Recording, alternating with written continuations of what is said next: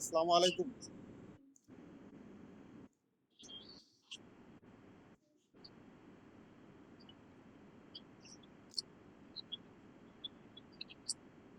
Madam শোনা যাচ্ছে madam?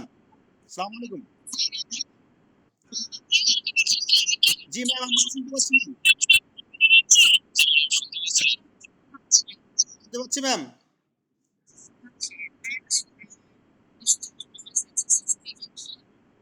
Meet করতেছি ম্যাম।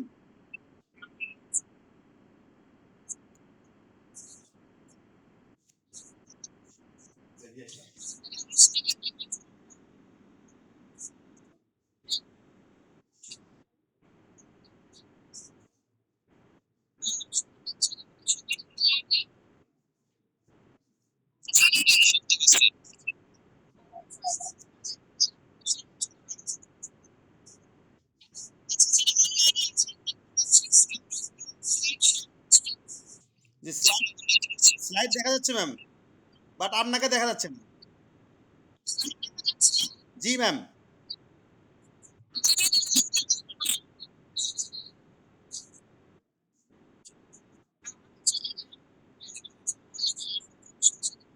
জি ম্যাম, চিনি ম্যাম।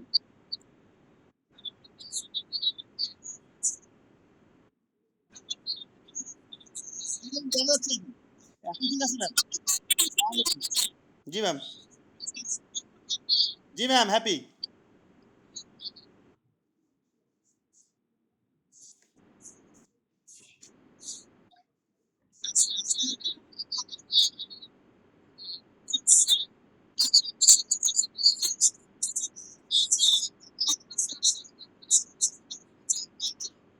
ম্যাম অনেক দূরে থাকি ম্যাম।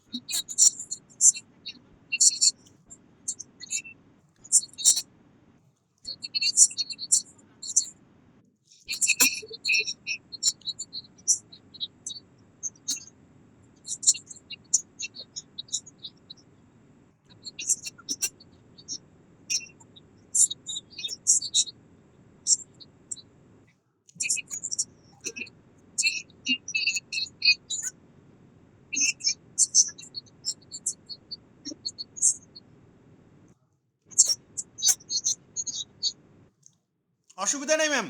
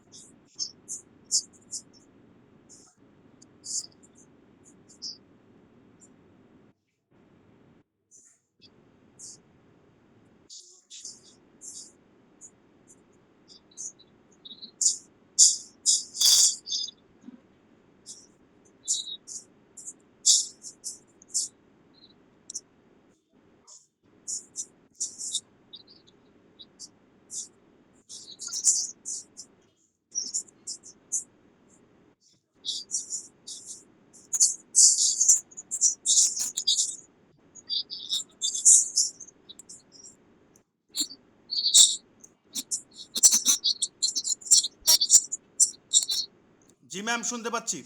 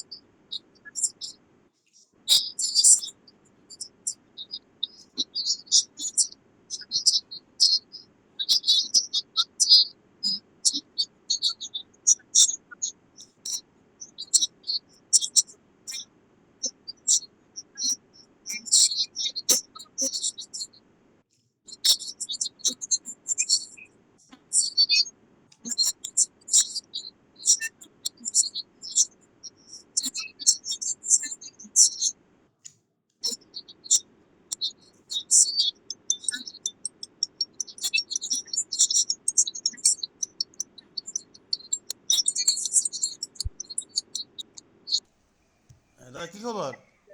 ওই লেকচার কি ইমেলে দিচ্ছে? ইমেলে দিবে, আমি ভিডিও করতেছি, রাখ।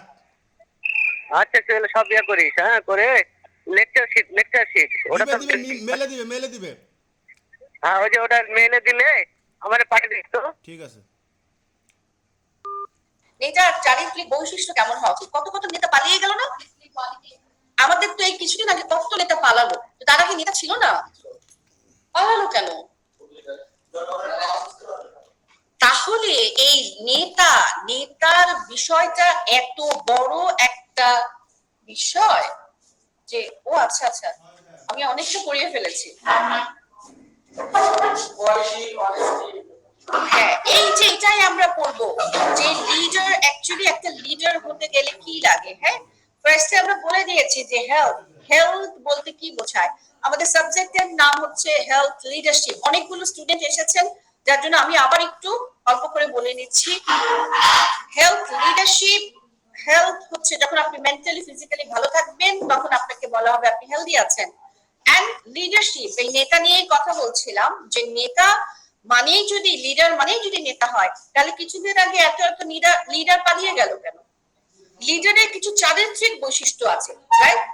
এবং তার মধ্যে আবার আরেকটা শব্দ যুক্ত হয়েছে, হেলথ লিডারশিপ। দ্যাট মিনস, যেমন দেখেন, প্রত্যেকটা হসপিটালে ডক্টরদের কাজ করে, নার্সদের কাজ করে, ফিজিওথেরাপিস্টদের কাজ করে, এবং যারা অ্যাডমিনিস্ট্রেটিভ সেক্টরে আছে তাদের তো হিউজ ওয়ার্কটা তাদের কাজ করে। তাহলে সেক্ষেত্রে সেই জায়গাগুলোয় মনে হয় আপনাদের লিডারশিপের দরকার আছে? দরকার আছে না? মানে লিডারশিপ ছাড়া প্রত্যেকটা ডিভিশনের একটা করে হেড থাকে, তাই না? সো ওই লিডারশিপটা অ্যাকচুয়ালি হেলথ লিডারশিপটা কি দরকার, বা বিভিন্ন সেক্টর বেসিসে কিন্তু লিডারের চারিত্রিক বৈশিষ্ট্য একরকম হয়। একটা ডক্টর ওয়ার্ডে গিয়ে যেভাবে ইন্টার্নি ডক্টরদেরকে শেখাবে বা বলবে বা কথা বলবে, একটা লিডার একটা পলিটিক্যাল ইভেন্টে সেভাবে কথা বলবে, সম্মানীয় মাননীয় অতিথি কেমন আছেন আপনারা, আমি আপনাদের জন্য আছি, এইটা কি ডাক্তারের ভয়েস হবে? ডাক্তারের ভয়েস হবে সরাসরি সে পেশেন্টকে নিয়ে ডিল করবে, রাইট? সো লিডার কিন্তু অনেক রকম হয়। টিচারদেরকেও কিন্তু আমরা লিডার বলি, রাইট? টিচারও কিন্তু লিডার। আপনি দেখবেন এই যে এখন আপনারা এমপিএইচ করতে এসেছেন, আপনার স্কুল জীবনে কলেজ জীবনে এমন অনেক টিচার আছে না, বা ইউনিভার্সিটি জীবনে এমন অনেক টিচার আছে না যাদের কথা মনে হলে আপনাদের মন ভালো হয়ে যায়, যে হ্যাঁ ওই ম্যাডামটার কাছ থেকে এত কিছু শিখেছিলাম, বা ওই স্যারটার কাছ থেকে। আবার কারো কারো কথা মনে পড়লে খুবই মেজাজ খারাপ হয়ে যায়, কি এত বড় টিচার, দেখেন টিচারের অনেক নাম যশ আছে কিন্তু অনেক ভালো রেজাল্ট, সব ফার্স্ট ক্লাস, কিন্তু ক্লাসে এসে পড়াতে পারে না, বা উনি পড়ান ঠিকই স্টুডেন্ট বোঝে না, হলো ভালো লিডার হলো? তো লিডার মানে হচ্ছে সেই হবে লিডার যে আপনাকে বুঝবে, আপনার নিডটাকে বুঝবে এবং আপনার পাশে দাঁড়াবে, এবং পাশে দাঁড়িয়ে শুধু থাকবে না, আপনাকে সামনের দিকে এগিয়ে নিয়ে যাবে। That is leadership. তো এটা হচ্ছে আমার আজকের মূল বিষয়, যে অ্যাকচুয়ালি লিডারশিপ বলতে কি বোঝায়, এবং লিডারশিপ যে ক্ষেত্র বিশেষে বিভিন্ন রকমের হয় সেটা আমরা শুনলাম। এখন আমরা সোললি হেলথ লিডারশিপের বিষয়গুলো দেখবো বা বুঝবো। আচ্ছা, আজকে আমি আমার টপিকের নাম দিয়েছি inspiring change through health leadership. Do you know what is the meaning of inspire? ইন্সপায়ারটা কি? উৎসাহিত করা, তাই না? আমি যেমন প্রথম দিন চেষ্টা করেছিলাম, ওরিয়েন্টেশনের দিন চেষ্টা করেছিলাম আমার কথার মাধ্যমে একটা মেসেজ দেওয়ার জন্য, দ্যাট ইজ যে আপনারা প্লিজ অনলাইনে, আমি বিনীত অনুরোধ করেছিলাম যে আপনারা মানে অফলাইনে অন ক্যাম্পাসে আসেন। তো এবং এই এই এই যে কেন বলেছে আসেন, এবং why ISU, why মানে you choose ISU or I choose ISU। আমিও তো নতুন এসেছি ISU তে, মাত্র 2 মাস হলো। তো তখন কিন্তু পুরো একটা গল্প আমি বলেছিলাম, তাই না? ওই গল্পটা কিছুটা হলেও আপনাদের ইন্সপায়ার করেছে না আজকে ক্লাসে আসার জন্য? সো ইটস কল্ড ইন্সপিরেশন, ঠিক আছে? এখন আমরা কিন্তু এখন ইউটিউব বলেন, টেলিভিশন বলেন, খুললে কি বের হয়? মোটিভেশনাল স্পিচ, দুনিয়ার মোটিভেশনাল স্পিকারকে পাওয়া যায়, কিন্তু খোঁজ নিয়ে দেখবেন যে ওই মোটিভেশনাল স্পিকারের নিজেই হয়তো বা সংসারে খরচ চালাতে পারে না, কিন্তু উনি বলে দিচ্ছেন আপনাকে উনি বিলিনিয়ার মিলিনিয়ার করে দিবেন। হলো উনি নেতা? হলো না। তো দিস ইজ দ্য থিং। আজকের আমরা হচ্ছে যে inspiring change through health leadership, অর্থাৎ আমরা এমন চেঞ্জ আনবো হেলথ সেক্টরে হেলথ লিডারশিপের মাধ্যমে যেটা অন্য মানুষকে ইন্সপায়ার করবে। আপনি আপনার হসপিটালকে আপনার লিডারশিপের মাধ্যমে এমন জায়গায় আসবেন যে ইবনে সিনা আর হচ্ছে আরেকটা হসপিটাল ইসলামী ব্যাংক হসপিটাল, ওরা ওনাদের দুজনের ভিতরে কম্পিটিশন শুরু হয়ে যাবে যে ইবনে সিনা মানে যদি 1000 পেশেন্টকে রাইটলি ট্রিটমেন্ট দিতে পারে, আমরা 2000 দেওয়ার চেষ্টা করব।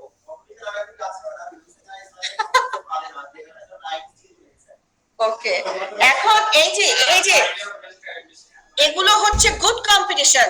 হ্যাঁ, এই গুড কম্পিটিশন চাই। এবং আমরা যেমন এখন এই যে এমপিএস ডিপার্টমেন্ট ফার্স্ট ব্যাচ, আলহামদুলিল্লাহ ফার্স্ট ব্যাচে আমরা 65 স্টুডেন্ট। এমবিএ ওরা বেশ আগে থেকে শুরু করেছে, ওদেরও মোটামুটি স্টুডেন্ট আছে, বাট আমাদের মতন নাই। তো এখন কিন্তু আমাদের এমবিএ আর এমপিএইচ এর ভিতরে একটা ফাইটিং চলছে। ইটস গুড ফাইটিং, যে কারা বেশি স্টুডেন্ট নিয়ে আসে, কাদের রেজাল্ট বেশি ভালো। স্টুডেন্ট নিয়ে আসলাম, কিন্তু আমি আমার স্টুডেন্টদের প্রপারলি পড়াতে পারলাম না, লিডারশিপে আমি ফেল করলাম, হলো না। এই কারণে বলছি আমি থাকবো ফ্রাইডেতে 9টা থেকে 7টা। আপনাদেরকে রিকোয়েস্ট করব আপনারাও যতটুকু পারেন আসবেন, আমার কাছ থেকে যা পারেন আমার 100% নেবেন। এবং শফিকুল ইসলাম স্যার আমার পরে আছেন, শাহনাজ ম্যাডাম পড়িয়ে গেছেন, ভালো লেগেছে না class? Great. So Shahnaz madam আছেন, ওনাদের সবার কাছ থেকে যা কিছু জানার আমরা জানবো, যতটুকু নেওয়ার আমরা নিব। এবং এমপিএইচ ডিগ্রিটা হওয়ার পর প্রত্যেকে আপনারা কি হবেন? Public health specialist. আমরা চাই প্রত্যেকে আপনারা রিসার্চ করবেন, আপনারা আপনাদের জায়গায় যে জায়গায় আছেন একজন ডক্টর হিসেবে আপনি ক্লিনিশিয়ানদেরও লাগে রিসার্চ কোয়ালিটি, জানেন তো সেটা। এখন যেমন আমার কাছে অনেক গাইনি স্পেশালিস্ট, নাম করা গাইনি স্পেশালিস্টরা আসে, যখন তাদের পেপার ওনারা অ্যানালাইসিস করে, তো এখন কিন্তু ম্যাক্সিমাম ক্লিনিশিয়ানরা কিন্তু এমপিএইচ ডিগ্রিটা করে, হ্যাঁ, বিকজ তাদের তাদের কেস হিস্ট্রিকে প্রপারলি রিপ্রেজেন্ট করতে যায় তারা বিদেশে, বা তাদের পেপার বা তাদের রিসার্চ পেপারকে যখন বাইরে কোনো সেমিনার রিপ্রেজেন্ট করতে যায়, সেই ক্ষেত্রে কিন্তু তখন এই নলেজটা লাগে। ঠিক আছে, তাহলে আমরা একটু আগাই। এই যে একটা ছবি দেখা যাচ্ছে, হ্যাঁ, এই ছবির লিডার কারা পরে ক্লাসে জিজ্ঞেস করবো। কেন পরে ক্লাসে জিজ্ঞেস করবো? কারণ এদের নাম না জানলে হবেই না। এখানে একজনের নাম শুধু আমি বলি, WHO ডিরেক্টর কে দেখা যাচ্ছে, হ্যাঁ, তার নাম কি? টেড্রস। তারপর তার সাথে দেখেন মারিয়া আছে, মাইকেল আছে। এটা কখনকার সময়ের ছবি মনে আছে? Yes, COVID-19. হ্যাঁ, তারপরে অ্যান্থনি সাহেবকে সবসময় দেখা যাইতো না করোনার সময়। আচ্ছা, এখানে আমরা একটা বড় বড় যারা লিডার, WHO ডিরেক্টর জেনারেল শুনলেই কেমন ভয় ভয় লাগে না? বাবা, কত বড় পজিশন। তো উনি ওই জায়গাটায় গিয়েছেন কি করে? উনিও মানুষ, আমরাও মানুষ, তো ওই জায়গাটায় আসলে গিয়েছেন কি করে, বা আমরা লিডার তৈরি করতে পারি কি করে, সেটাই আজকে আমরা পড়ব। ফার্স্টে যদি আমি বলি যে এই লিডারশিপ এটা কি একটা নাম নাকি অনলি নাম? মানে আপনি চাইলেন আর আমি আপনাকে বলে দিলাম, আচ্ছা ওই যে হোয়াইট শার্ট, আপনি আজকে থেকে লিডার। যে এই একটা বড় একটা পজিশন আছে, এখানে ধরেন 50 জন আছে, এখানে আমার একজন ক্লাস মনিটর দরকার, তো আমি আপনাকে বানিয়ে দিলাম। তো এটা কি শুধুমাত্র একটা নাম, নাকি এটা একটা ডেজিগনেশন যে আমি একটা ডিপার্টমেন্টে আপনাকে হেড করে দিলাম? ঠিক আছে, আমার হয়তো পরিচিত কেউ আছে, আমাকে হেড করে দিল। আসলে কি বিষয়টা তাই? ওই হেডের দায়িত্ব আমি পালন করতে পারবো? লিডার সেই হবে যে শুধু নামে লিডার হবে না, বা তার চেয়ারটাকে সে অকুপাই করে থাকবে না, সে মানুষের লাইফকে ইনফ্লুয়েন্স করবে। সো এখানে কি বলেছে? Leadership is not a lead title but influence. It is the ability to guide people towards A shared vision, not just to occupy or a position of authority. একটা authority পজিশনকে শুধু occupy করা leadership না, ঠিক আছে? So এইটা একটা ability যার মাধ্যমে আমি পিপলকে গাইড করতে পারি, সামনের দিকে এগিয়ে নিতে পারি। In health leadership it carries deeper responsibility, যেটা আমি আগেই বলেছি যে হেলথ লিডারশিপ এটা এমন একটা পাওয়ারফুল লিডারশিপ। দেখেন, যারা গার্মেন্টস সেক্টর নিয়ে কাজ করে, হ্যাঁ, তারা কি নিয়ে কাজ করে? প্রফিট নিয়ে কাজ করে, টাকা পয়সা নিয়ে কাজ করে, রাইট? যে আমার আজকে 10টা গার্মেন্টস আছে, আমরা 15টা গার্মেন্টস করবো। 15টা গার্মেন্টস করলে কি হবে? তারাও আমাদের ইকোনমিতে তো তাদের অনেক কন্ট্রিবিউশন আছে। 15টা গার্মেন্টস করলে কি হবে? কর্মসংস্থানের ব্যবস্থা হবে, মানুষের সংসার ভালোভাবে চলবে, কিন্তু they are dealing with profits, right? Money, completely dealing with money, profits, আর অবশ্যই কর্মসংস্থানের সুযোগ সুবিধা তারা করে যায়, মানুষের সাহায্যে তারা এগুলো করে যাচ্ছে। কিন্তু হেলথ লিডারশিপের বিষয়টা কি? আমরা প্রফিট গুনি। হসপিটালে আপনারা প্রফিট তো ডেফিনেটলি দেখবেন, কিন্তু আপনাদের ফার্স্ট প্রায়োরিটি কি? হসপিটালের ফার্স্ট প্রায়োরিটি কি? সেবা। আপনি সেটা আপনার 5 স্টার বানানোর তো দরকার নাই, রাইট? একটা হসপিটাল বানালেন, বিশাল বড় রুম বানালেন, এসি দিল, বাট পেশেন্ট মারা গেল, প্রপার টাইমে ডক্টর নাই। আমার হসপিটাল পরিচ্ছন্ন হওয়া দরকার, হসপিটালকে 5 স্টার হোটেল বানানোর দরকার নাই। সো হসপিটাল, কিন্তু আমরা হসপিটালের প্রথম ক্রাইটেরিয়া হবে সেবা, মান। সো হসপিটালে যিনি লিডার থাকবেন, হসপিটালে তো একটা লিডার হয় না, ওটা আমরা আস্তে আস্তে যাবো যে কিরকম ধাপে ধাপে লিডারশিপ গুলোকে আমরা ডিস্ট্রিবিউট করি। হসপিটালে তো আমার একটা লিডার না, রাইট? হসপিটালে অনেকগুলো লিডার, তাদের ফার্স্ট কাজই হবে হচ্ছে মানুষকে সেবা দেওয়া, হ্যাঁ। দেন তারপরে হচ্ছে হ্যাঁ কিরকম হসপিটাল চলছে, বিকজ আপনি সেবা দিতে গেলে কি হবে? অনেকগুলো ডক্টরের বেতন দিতে হবে, আপনার নতুন ইকুইপমেন্ট নিতে হবে, আপনার ফ্রেশ ম্যাটেরিয়াল নিতে হবে, আপনার যদি কোনো একটা নতুন সেকশন খুলতে হয় সেটার জন্য আলাদা বাজেট দিতে হবে। That is different issue. But so only আমরা হসপিটালে মানুষের সেবা নিয়ে, মানুষের সেবাই আমাদের কনসার্ন, রাইট? সো এটাই বলা হচ্ছে যে in health leadership becomes even more profound because it deals not with number of profits but with human lives, human dignity and the future of society. এখানে দেখেন হিউম্যান লাইফ নিয়ে কিন্তু আপনারা deal করছেন। হিউম্যান ডিগনিটি অ্যান্ড ফিউচার সোসাইটির কথা কেন বলা হয়, দেখেন হিউম্যান ডিগনিটির কথা যদি আমরা বলি, ডিএমসি তে যখন একটা রোগী যায়, আমি দেখেছি যে ডিএমসি তে কারা যায়, তাদের টাকা পয়সা কম, তারাই তো যায়। কিন্তু আমি দেখেছি ওখানে, আমি একজন ডক্টর হয়ে আমি বলছি, তারা কিন্তু আসলে নিরুপায় হয়ে তো ওখানে যায়। তো তাদের ব্যাপারটাও কিন্তু ওরকম যে মাটিতে শুয়ে আছে, জায়গা নাই তো আসলে।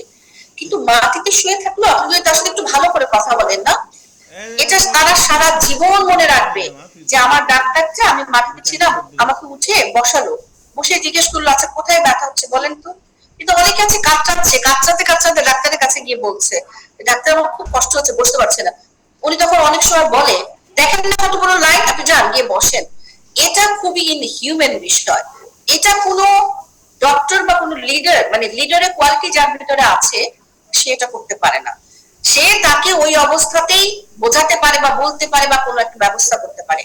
হ্যাঁ, আমাদের সেবার প্রথম বিষয়টা হচ্ছে যে আপনার ইনস্ট্যান্ট যেই ট্রিটমেন্টটা দেওয়া দরকার, সে গরিব হোক সে যাই হোক, আপনাকে দিতে হবে। আপনি যদি ডক্টর হয়ে থাকেন, আপনার ডক্টর যখন হন, আপনারা এথিক্যাল লস আছে না, তার ভিতরে আপনার ফার্স্ট প্রায়োরিটি, আপনি টেনশনে আছেন, আপনার মুড খারাপ না, আপনি কোথায় আছেন ডাজন্ট ম্যাটার, ও যারা পরিষ্কার না বলে ডাজন্ট ম্যাটার, আপনার first concern your patient and their safety, ঠিক আছে, এন্ড দেয়ার হ্যাপিনেস।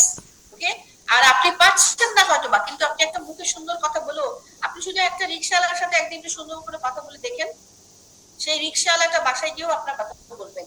এটাকেই কিন্তু বলে মন থেকে রহমত আর বরকত। হ্যাঁ, লিডারশিপ এমনি এমনি আসে না, কিন্তু যারা যুগে যুগে বড় বড় লিডার, তাদের এক কথায় 1,00,000 মানুষ চলে যেত, দৌড়ে চলে যেত, তাই না? তো 1,00,000 মানুষকে ইনফ্লুয়েন্স করার ক্ষমতা কিন্তু এমনি এমনি আসে না, রহমত বরকত লাগে। এই ভালোবাসাটা আসতে হয় ভেতর থেকে। ওই যে পালিয়েছে নেতা, বিরাট বড় অকুপাই করে রেখেছিল চেয়ার, প্রতিদিন টেলিভিশন খুললে তাদের চেহারা দেখাতো। কোথায় রহমত আর কোথায় বরকত আছে? এখনো পর্যন্ত ওদেরকে যায় যে কয়জনকে আনে, ওই টেলিভিশনে দেখলেই দেখা যায় যে ডিম ছুটছে।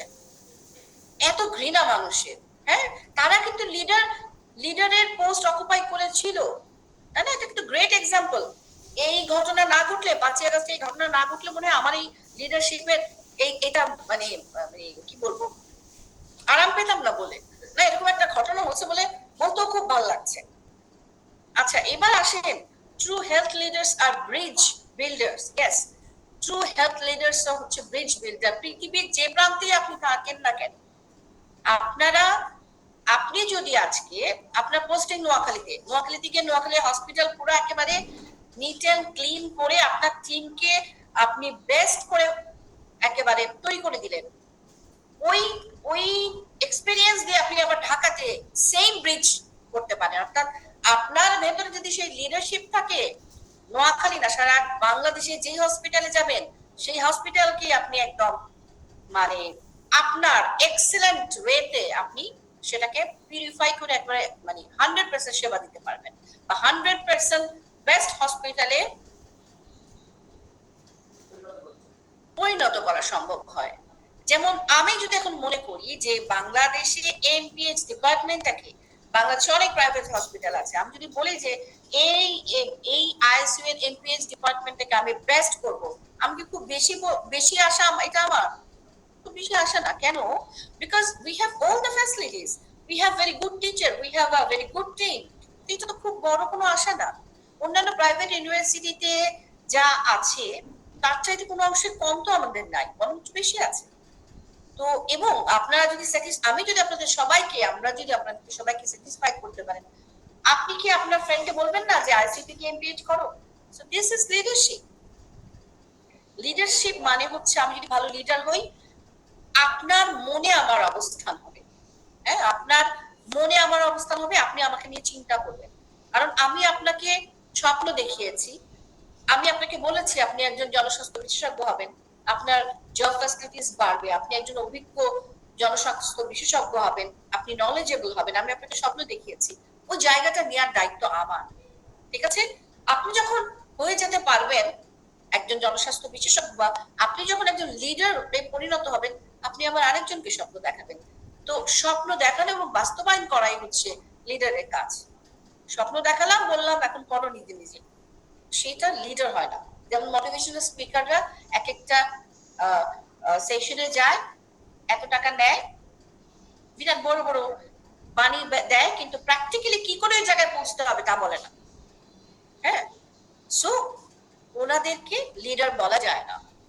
আচ্ছা, এবার আসি, health leadership requires courage. Yes, this is the thing.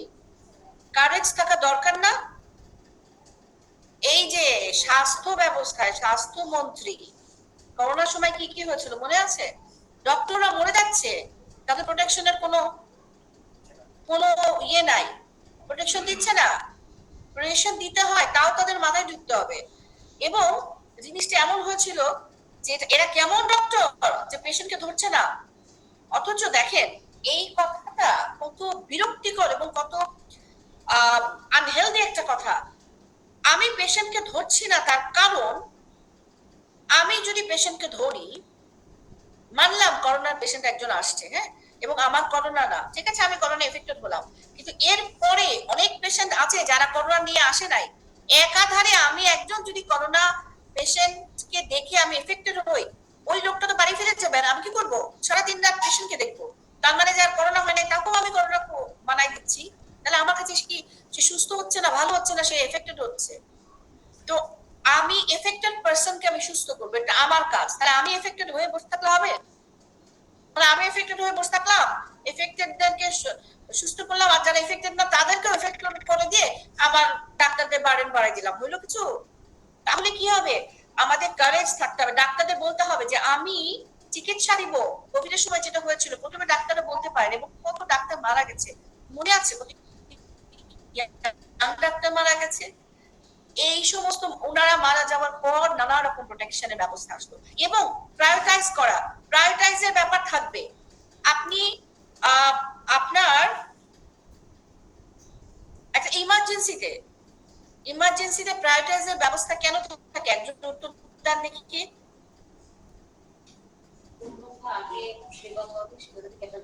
হ্যাঁ, এবং আপনি নিশ্চয়ই জ্বর নিয়ে ইমার্জেন্সিতে যাবেন না, মানে খুব সিরিয়াস না হলে, তাই না? ইমার্জেন্সিটা কেন করা হয়েছে? যে ইমার্জেন্সি এক্ষুনি আপনার চিকিৎসা লাগবে, তাই না? আবার ইমার্জেন্সির ভেতরেও প্রায়োরিটাইজের ব্যাপার থাকে কিন্তু, তাই না? যে একজন আছে প্রচুর পেইন নিয়ে গেছে, আপনি কিসের পেইন জানেন? অ্যাপেন্ডিসাইটিসের পেইন না প্যানক্রিয়াটাইটিসের পেইন? তার ফার্স্ট কাজ কি হবে? পেইনটাকে রিডিউস করা, পেইন কমানো, রাইট?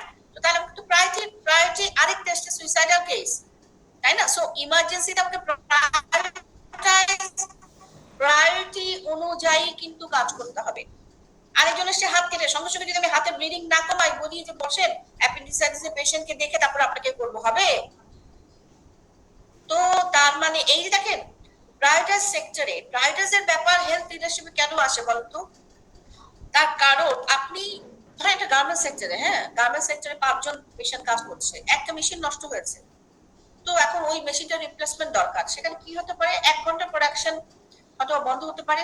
কিন্তু একটা মানুষ যে সুইসাইড করে আসে, আপনি বসায় রাখতে পারবেন 1 ঘন্টা পরে ট্রিটমেন্ট দেবো, ততক্ষণ কি হবে?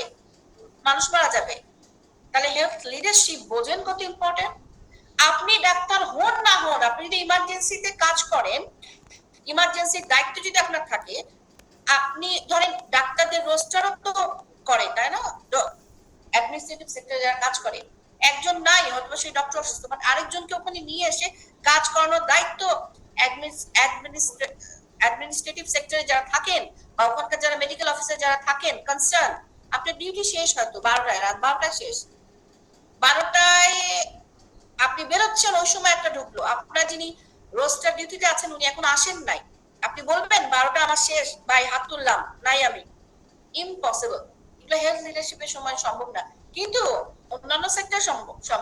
আপনি একটা ফার্মাসিউটিক্যাল কোম্পানিতে কাজ করেন, ভাই আমি 5টা পর্যন্ত আমি কাজ করছি, 5টা কেউ না আছে, ভাই আমি গেলাম। আপনারা একজন মিলে দেখেন, আরেকজন সে ওষুধের নাম দিয়ে তো অন্তত ওষুধ তো বিক্রি করতে পারবে।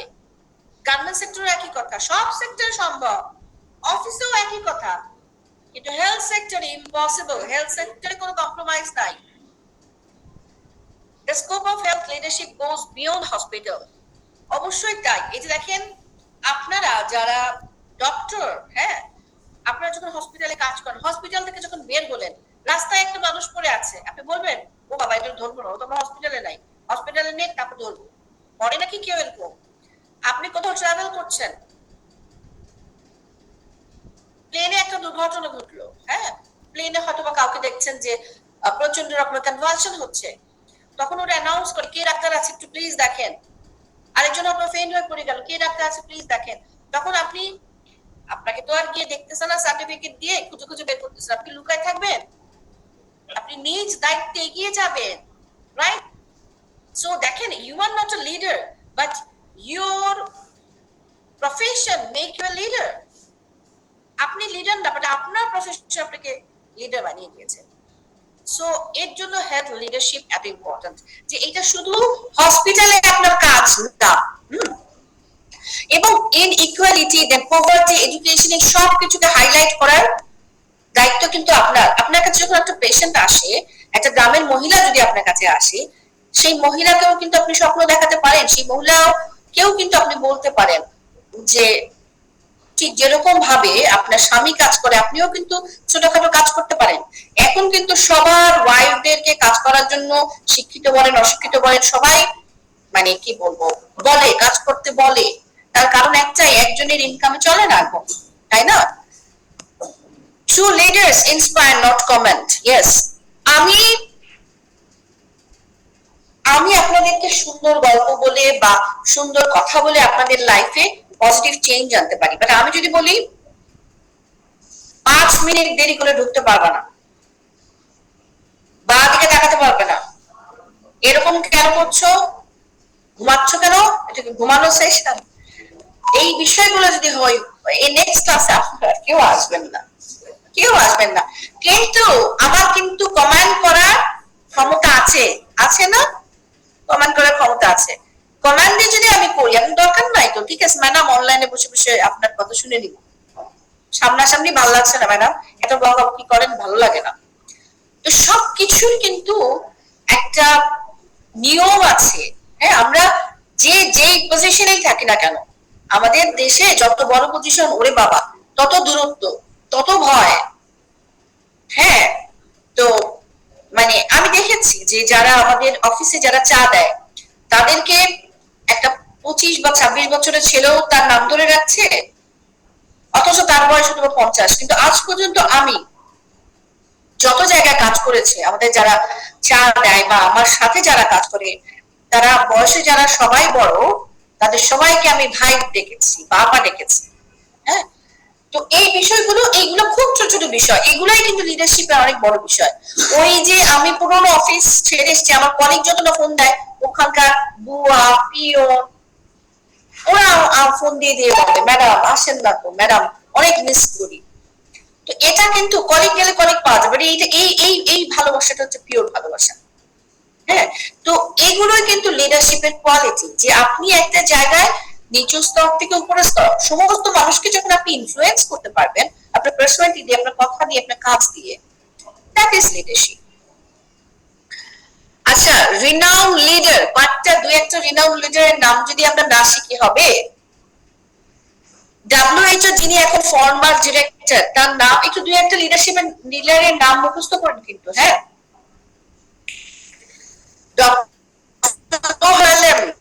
ব্রুন্টল্যান্ড, তার নাম মুখস্থ করতে গেলেও কষ্ট হয় না, এমনই একজন তার নাম। তারপর ডক্টর টেড্রোসের নাম আমাদের মনে থাকে না, উনি কারেন্ট ডিরেক্টর জেনারেল WHO। আজকে ডক্টর পল ফর্মার, উনি co-founder of partners in health, champion of health equity. উনি হেলথ ইকুইটি নিয়ে অনেক কাজ করেছেন।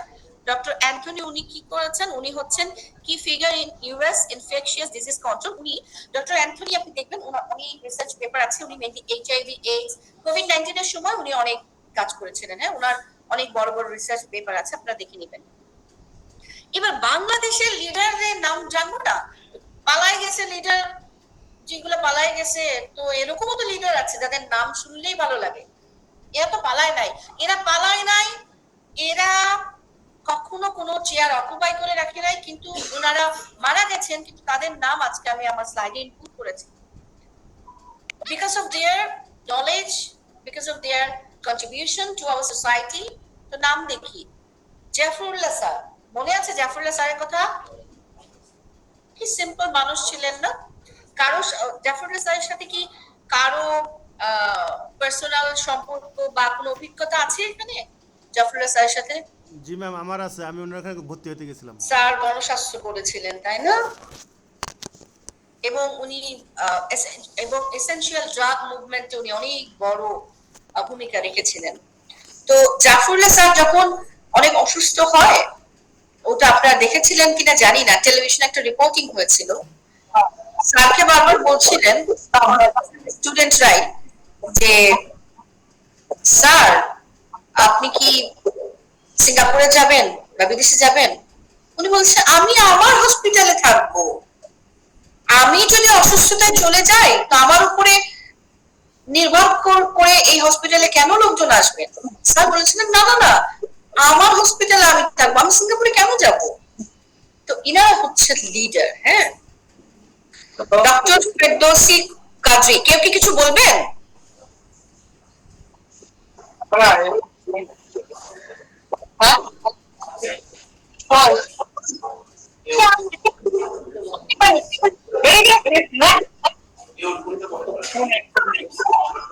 আচ্ছা, আমার মনে হয় আপনারা কেউ আনমিউট করে কথা বলছেন।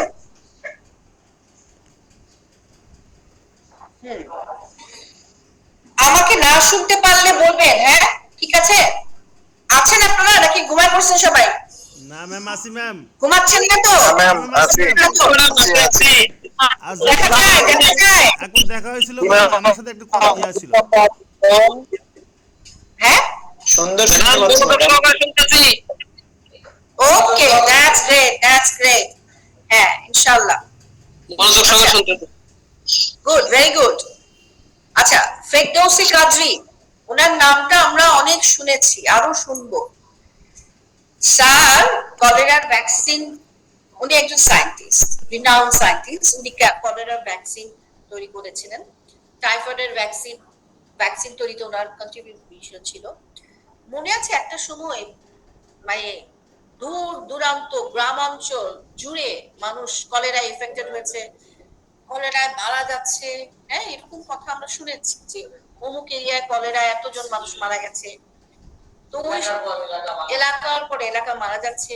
ওই জায়গা থেকেই কিন্তু, যেমন এখন আমরা বলছি যে স্যার কলেরার ভ্যাকসিন তৈরি করেছেন, টাইফয়েডের ভ্যাকসিন তৈরি করেছেন, কথাটা শুনতে সহজ লাগছে, কিন্তু আপনি একবার ওই 25 বছর আগে ফেরত যান, যে আপনি যদি এরকম একটা থ্রেটের মধ্যে থাকেন যে কবে আমার কলেরা হবে আর আমি মারা যাবো, আমার আশপাশে সবাই মারা যাচ্ছে, ওই থ্রেটটা ওই সময় তাহলে তাকে মানুষ মন্ত্রীগত দোয়া দিয়েছে যে আল্লাহ উপরে আল্লাহ, নিচে উনি ওসিলা ছিলেন, তাই না?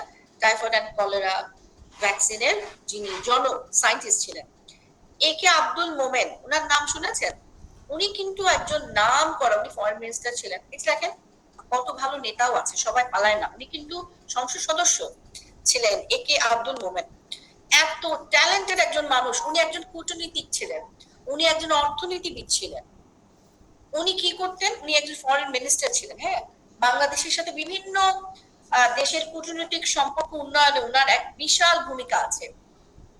এটা কিন্তু একটা অনেক বড় ব্যাপার যে আপনি আপনার দেশকে যদি উন্নতির পথে নিয়ে যেতে চান, বিদেশি বা আমাদের প্রতিবেশী রাষ্ট্রের সাথে আমাদের সম্পর্ক ভালো করাটা খুবই জরুরি। হ্যাঁ, এবং উনি গ্লোবালি রিকগনাইজ একজন পার্সন, ঠিক আছে? আচ্ছা, তারপরে আসেন ডক্টর স্যার ফজলে হাসান আবেদ স্যার। ওরে বাবা, উনি হচ্ছেন ব্র্যাক এর ফাউন্ডার। মানে ব্র্যাক সম্বন্ধে আমরা কম বেশি সবাই একটু জানি, তাই না? আচ্ছা, ব্র্যাক কি শুধু একটা এনজিও? ব্র্যাকটা কি বলেন তো? ব্র্যাক সম্বন্ধে আপনাদের কি ধারণা আছে একটু শুনি দু একজন। ব্র্যাক আসলে কি করে? বিভিন্ন কাজের মধ্যে সামাজিক অবস্থা পরিবর্তনের কাজ করে, স্বাস্থ্য বিষয়ক কাজ করে। এই যে সামাজিক অবস্থা পরিবর্তন কিভাবে করেছে বলেন তো? কি সুন্দর কথা বলেছে। বিভিন্ন গ্রাম গঞ্জে বিভিন্ন এলাকায় মাধ্যমে ক্ষুদ্র ঋণ, ব্র্যাকে যদি আমি হেলথ সেক্টরের কথা বলি, ক্ষুদ্র ঋণের মাধ্যমে তারা যে রিভলিউশন নিয়ে আসছে, এন্ড ওমেন এম্পাওয়ারমেন্টের ব্যাপারে মাইক্রো ক্রেডিট মাইক্রো ক্রেডিট প্রচুর ওমেন এম্পাওয়ারমেন্টের জন্য তারা হিউজ কাজ করেছেন। এখন আমরা দেখি না মোটামুটি ফেসবুক খুললেই তো আসলে নারী উদ্যোক্তার অভাব নাই, সারাক্ষণ লাইভ আর লাইভ, তাই না? কতজন লাইভ দেখেন আপনারা? এই যে জামা কাপড়ের লাইভ হয় না ফেসবুকে, যা লাইভ করে হলেও তারা তো এন্টারপ্রেনার হয়েছে, রাইট? তো এই যে ছোট্ট একটা কনসেপ্ট থেকে, হ্যাঁ, যে এটা কিন্তু ব্র্যাকি স্বপ্নটা দেখিয়েছে যে মহিলাদের বিশেষ করে ওমেন এম্পাওয়ারমেন্টে ওনাদের ভূমিকা অতুলনীয়। হ্যাঁ, ঋণ দিয়ে ছোটখাটো ব্যবসা করা, হাতের কাজের ব্যবসা করা, তারপরে এই যে বিভিন্ন এনজিও এর মাধ্যমে ন্যাচারাল ডাই শেখানো, সুতার কাজ করা, হ্যাঁ, এগুলো দিয়ে কিন্তু তারা স্বনির্ভর হয়েছে। তো ব্র্যাকের আসলে অনেক অ্যাক্টিভিটিস আছে, হেলথ সেক্টরে আছে, তারপরে ইপিআই মানে বিভিন্ন জায়গায় টিকাদান কর্মসূচি, এগুলাতে তারা অনেক কাজ করছে। আরেকটা বিরাট বড় কাজ করছে, সেটা হচ্ছে যে যারা গভর্নমেন্ট হসপিটালে পড়তে পারেনি, প্রাইমারি শিক্ষা দেয়া, এই বিষয়টা জানেন ব্র্যাকের একটা বড় অ্যাক্টিভিটিস এর মধ্যে আছে প্রাইমারি শিক্ষাদান কর্মসূচি। হ্যাঁ, প্রাইমারি শিক্ষাদান কর্মসূচি, গণশিক্ষা বলে, গণশিক্ষা এটা একটা গণশিক্ষা, হ্যাঁ, রাইট। তো আপনি যদি তাহলে দেখেন ব্র্যাক এমন একটা সংগঠন যারা আপনাকে শিক্ষিত করার স্বপ্ন দেখায়, যারা আপনাকে স্বাবলম্বী করার স্বপ্ন দেখায়, যারা আপনাকে একটা জনগোষ্ঠীকে স্বাবলম্বী করার শিক্ষা দেখায়। এবং ব্র্যাকের অ্যাক্টিভিটি শুধু বাংলাদেশে নাই, উগান্ডা আছে, তারপর হচ্ছে কি তানজানিয়াতে আছে, তাই না? কত কত জায়গায় আছে। এরা মায়ের স্বাস্থ্য, শিশুর স্বাস্থ্য নিয়ে কাজ করে, ঠিক আছে? তো তাহলে দেখেন ফাজলে হাসান আবেদ, আব্দুল মোমেন, তারপর হচ্ছে জাফরুল্লাহ স্যারের মতো লিডারও কিন্তু আমাদের আছে। ওনাদের কথা বলে শেষ করা যাবে না। আমি যদি শুধু এই ফাজলে হাসান আবেদ স্যারের কি কি করেছেন বাংলাদেশে তাই বলি, তাও তো 5 মিনিট হয়ে গেল। স্যারকে নিয়ে বললাম, ওনাকে নিয়ে একটা ক্লাস শেষ করে দেওয়া যায়।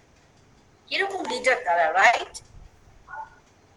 Mahatma Gandhi, symbol of non violent leadership, community mobilisation, যে কমিউনিটির পর কমিউনিটি কে মোবিলাইজ করে তার দলে নিয়ে আসছে। শুধুমাত্র ওনার কি ছিল? নন ভায়োলেন্ট লিডারশিপ ছিল। উনি ভায়োলেন্স পছন্দ করতেন না, তার কথা ছিল একেবারে অহিংসা, মানে যত নাইসলি সুন্দর করে কথা বলে মানুষকে নিয়ে আসা। এখনকার দিনে এগুলো যদি আপনি যারা পলিটিক্স করে তাদেরকে বলেন, বলবে যে তুমি তোমার মাথায় সমস্যা কিনা, তুমি কোনো কাউন্সিলরের কাছে যাও। আপনি এখনকার কোনো লিডারকে পোলাইটলি কথা বলতেই শুনবেন না। টক শোতে আসবে দুটো লিডার, একটা এনসিপি একটা বিএনপি। বিএনপি কে ফ্লোর দিলে বলবে এনসিপির এরা কিছু জানেন নাকি, 2 দিনের মধ্যে এসে এদের পড়াশোনা করা দরকার। আর এনসিপি শুরু করবে যে অ্যাকচুয়ালি আপনারা যারা পুরনো রাজনীতিবিদ তাদের নতুন করে পড়াশোনা করা দরকার। ওনারা বলে তোমরা জুনিয়র পড়াশোনা করো, আর ওনারা বলে 71-এর সংবিধান বাদ দেন, আপনারা পড়াশোনা করেন। হলো কিছু? এই যে মহাত্মা গান্ধীর এই যে নন ভায়োলেন্ট লিডারশিপ, একমাত্র সাকসেসফুল নন ভায়োলেন্ট লিডারশিপেই হয়। আপনি যত সুন্দর করে কথা বলে আপনি আপনার দলের ভোট নিতে পারবেন, বা আপনি নেত্রী বা নেতা নির্বাচিত হতে পারবেন, সেটা টাকা দিয়েও সম্ভব না। টাকা দিয়ে হয়তো আপনি একবার আপনি আসলে আসলেন, দ্বিতীয়বার ক্ষমতা যে কি জিনিস, কে যেন মানে পালিয়ে গেল প্লেনে করে, শেখ হাসিনা পালাচ্ছে না, তাই না? সত্যি তো আমার মাঝে মাঝে না অবাক লাগে, শেখ হাসিনা পালিয়ে গেছে, মানে এত পাওয়ার, এত পাওয়ার, রাইট? তারপর আমাদের, আমি আগে বিএইচএস এ কাজ করতাম, ওখানেও একটা বিরাট বড় টিম, যাদের কথায় মানে যাদের কথা প্রমোশন হতো, যাদের কথা মানে বিশাল ব্যাপার তাদের, মানে তাদেরকে দেখলেই মানে কোনো দোষ না হলেও দোষ, এটা কেন করলা, ওটা কেন করলা, এটা কেন হয়েছে, আজকে এইভাবে এই তোমার এই ঘড়িটা কেন করেছো। তারাও কিন্তু এই আন্দোলনের পর দেখা যাচ্ছে যে অফিসেই ঢুকতে পারছে না। তো তাহলে ওই লিডার হয়ে লাভ হয়েছে? আমাকে একটু বলেন দেখি, ওই লিডার হয়ে লাভ হয়েছে যে আমি আমার কর্মসংস্থানে ঢুকতে পারলাম না, তাই না? নেলসন ম্যান্ডেলা, জানেন নেলসন ম্যান্ডেলার সময় ওনাকে আইকন অফ জাস্টিস বলা হয় ইকুইটির জন্য। উনি হচ্ছে সমস্ত সমতা আনার জন্য, উনি হচ্ছে গরিবদের জন্য উনি যুদ্ধ করেছেন, মানে যুদ্ধ মানে বয়সে যুদ্ধ করেছেন। ওনার কথাটা হচ্ছে গরিব এবং বড় লোকের ভেতরে ব্যবধান কমাতে হবে, আপামার জনগণের জন্য উনি কথা বলেছেন। ফ্লোরেন্স নাইটিঙ্গেলের কথা মনে আছে? Lady lady with the lamp, হ্যাঁ আপনারা তো জানেন খুব ভালো করে। দেখেন এই ফ্লোরেন্স নাইটিঙ্গেলের ব্যাপার জানেন, উনি কি ধনী পরিবারের একজন মেয়ে ছিল, অত্যন্ত ধনী পরিবার। উনি উনার জার্নিটা খুবই সুন্দর। উনি যুদ্ধটা আমার ঠিক মনে নাই, অনেক যুদ্ধটার নামটা আমার ঠিক মনে নাই, না তারও আগে আরেকটা যুদ্ধ হয়েছে যখন উনি ফার্স্ট উনার অ্যাক্টিভিটি শুরু হয়। একটা হসপিটাল যেখানে অনেক সৈন্য আহত নিহত হয়েছে, অত্যন্ত নোংরা অবস্থায় ছিল, হ্যাঁ সেখানে ডাক্তাররা তাদেরকে ট্রিটমেন্ট দিচ্ছে। উনি কি করলেন, উনি সবার আগে উনি ফোকাস করলেন পুরো হসপিটালটাকে ক্লিন করা, এবং উনি পুরো হসপিটালটাকে ক্লিন করলেন। ক্লিন করে মানে বিভিন্ন রকমের বাস্কেট ছিল, ফ্লোর নোংরা ছিল, তারপরে যেমন এক জায়গায় ওষুধের স্তূপ হয়েছিল, উনি কি করলেন ক্লিন করে সব অর্গানাইজ করলেন। এতে কি হলো, উনি দেখলেন যে প্রিভেনশন রেট 80% থেকে 2% চলে আসছে। মানে ডক্টররা ঠিকই ট্রিটমেন্ট দিচ্ছিলেন কিন্তু ইনফেকশনটা কমাতে পারছিলেন না। উনি শুধুমাত্র হসপিটালটাকে ক্লিন করে 80% থেকে 2% নিয়ে আসতেন। এবং আপনি জানেন উনি একটা বড় লোকের মেয়ে ছিলেন, উনি সারা দিন রাত শুধু ক্লিন করেছে, মানুষের পাশে থেকেছে, মানুষের সাথে কথা বলেছে। এবং কারো খুব কষ্ট হচ্ছে ওই সময় ডাক্তারকে কাছে নিয়ে এসছে যে আপনি উনার সাথে থাকেন, ওনাকে সেবা দেন। এবং এই যে এই নামটা কেন হয়েছে বলেন তো, ওই যে লেডি উইথ দ্য ল্যাম্প,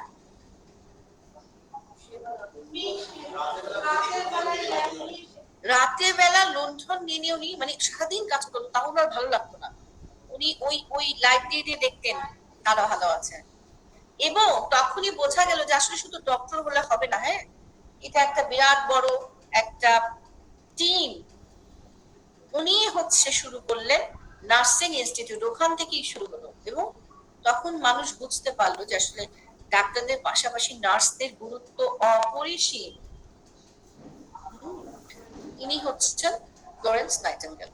তাহলে উনি কি করেছেন বলেন তো? তাহলে এই সবার কথা যে আমি বলছি, সবাই নিজের স্বপ্ন দেখিয়েছেন, স্বপ্ন বাস্তবায়ন করেছেন এবং মানুষের মাঝে স্বপ্নটা বিলিয়ে দিয়েছেন। আজকে ফ্লোরেন্স নাইটিঙ্গেল কত বছর আগে মারা গেছেন, কিন্তু দেখেন এখন কত কত নার্সরা আপনারা স্বপ্ন দেখছেন না রোগী সেবা করার, আপনারা আরো ভালো নার্স হবেন। এই যে আপনি তো অলরেডি একজন নার্স, রাইট? আপনি বিএসসি করেছেন, আপনার এমবিএস ডিগ্রিটার কারণটা কি? আপনি আরো জানতে চান, আপনি পিএইচডিও করতে চান, এবং আপনি আমাকে প্রশ্ন করেছিলেন ম্যাডাম এটা করার পর আমরা কি পিএইচডি করতে পারবো না? ডিরেক্ট পিএইচডি করতে পারবেন, বিকজ 70 ক্রেডিটের পিএইচডি। তাহলে এই যে দেখেন আপনাদের এই যে স্বপ্নটা, এই যে প্রফেশনটাকে নিয়ে আসলো কে? Florence nightingale. তো এই সব কিছুর পেছনে একটা লিডার দরকার হয়। এবং এই সাবজেক্টের আমি জানি না আপনারা তো সবাই গ্রাজুয়েশন করেছেন, ডাক্তাররা হেলথ লিডারশিপ করেছেন কিনা আই হ্যাভ নো আইডিয়া, করেছেন কি? আপনাদের ছিল হেলথ লিডারশিপ এই সাবজেক্টটা? একটু ছিল তাই না? একটু ছিল, এরকম ভাবে ছিল না। হ্যাঁ সেটাই, রাইট, শুধু লিডারশিপ ছিল, হেলথ লিডারশিপ এরকম আলাদা করে কিছু ছিল না। এবার আসেন আমাদের কাজ একটু দেখি, কাজগুলো দেখি। ভিশন, হেলথ লিডারশিপ, বুঝতে পারিনি। সব পেয়ে যাবেন।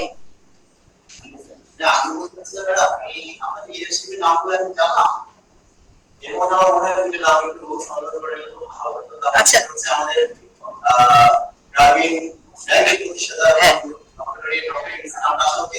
অবশ্যই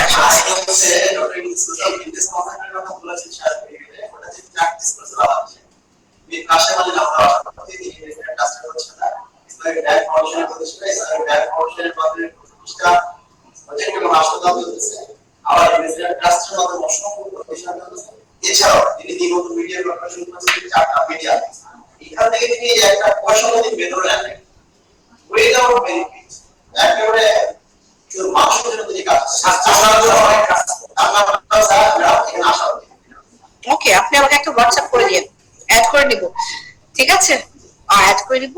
আর ডক্টর ইউনুসের নাম তো অবশ্যই আসলে এখানে আমি এটা ইচ্ছা করে আনিনি, মানে কি কন্ট্রাডিক্টরি না। ডক্টর ইউনুস দেখেন বাংলাদেশে উনি তো নোবেল পেয়েছে, রাইট? নোবেল পেয়েছে, কিন্তু এখন যেহেতু উনি একটা পলিটিক্যাল পজিশনে আছে এই কারণে আর আমি আনিনি। যেমন Mahatma Gandhi, Nelson Mandela, Florence nightingale বা এ কে আব্দুল মোমেন, ফজলে হাসান আবেদ, ওনারা সব নন পলিটিক্যাল পার্সন। আর ডক্টর ইউনুসের নাম সবার আগে আসতো যদি উনি ছাত্ররা যদি ওনাকে নেতা না বানাতো। হ্যাঁ, এটাই তো আমি বললাম, রাইট? সো স্প্যাড গ্রুপের ওনাদেরও নাম আসতে পারে, কিন্তু আমি এখানে এমন ধরনের নাম বলেছি যাদের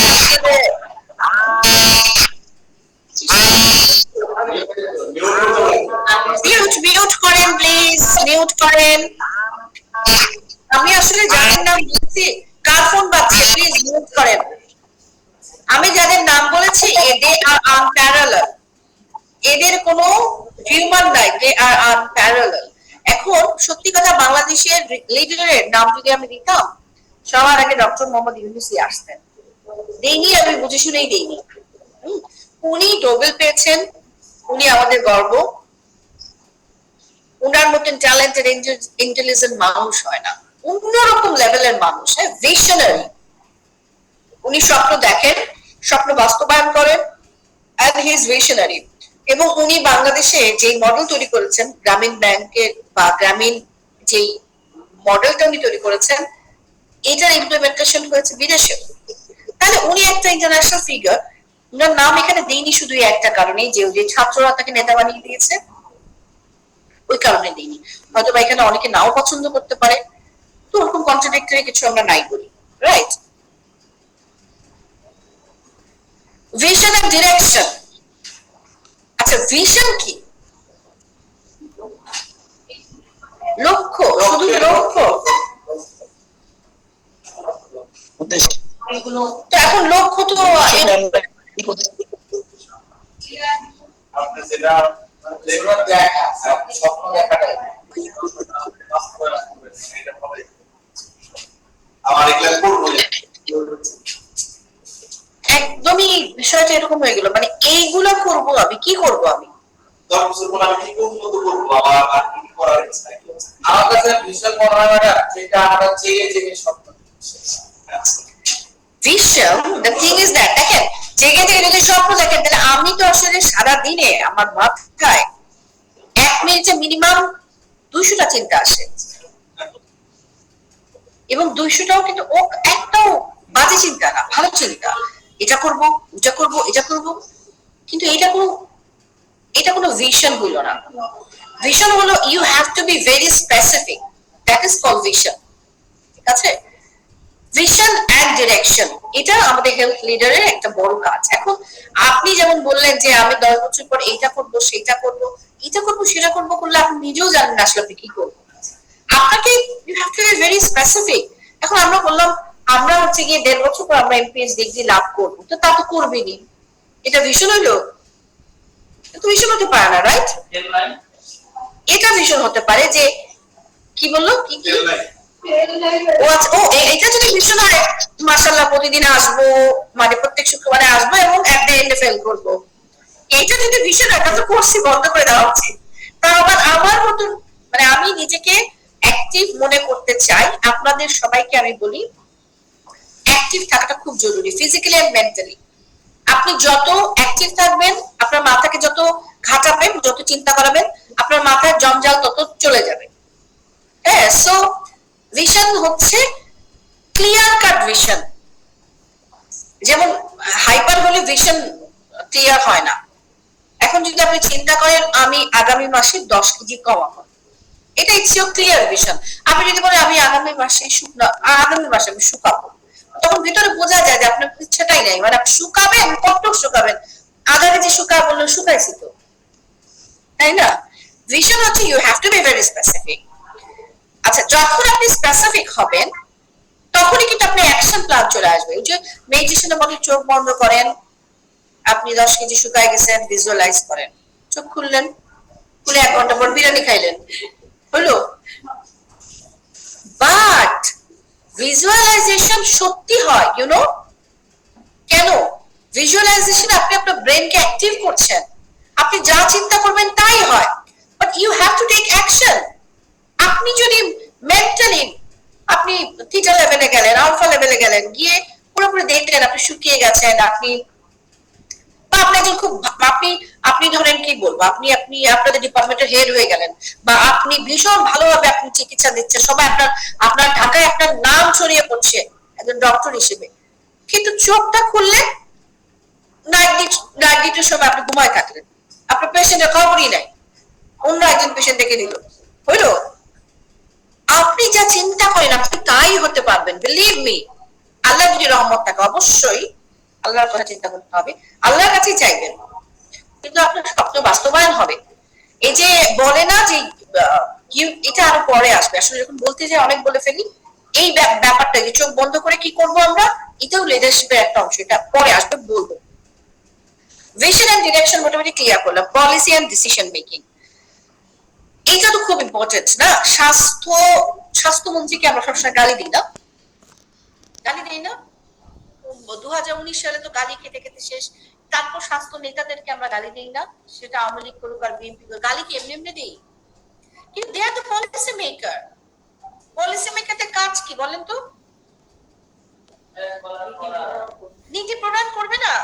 এখন যদি আমি নার্সদের পে স্কেল নিয়ে যদি আমি কথা না বলি, ধরেন তাদের pay scale is very low, তাদের পে স্কেল নিয়ে যদি নীতি নির্ধারকরা কথা না বলে, ওদের পে স্কেল বাড়বে? নীতি নির্ধারকের কাছে সঠিক জিনিসটা যেতে হবে না? নন কমিউনিকেবল ডিজিজ কত গুরুত্বপূর্ণ, এর জন্য ফান্ড দরকার, রিসার্চ দরকার।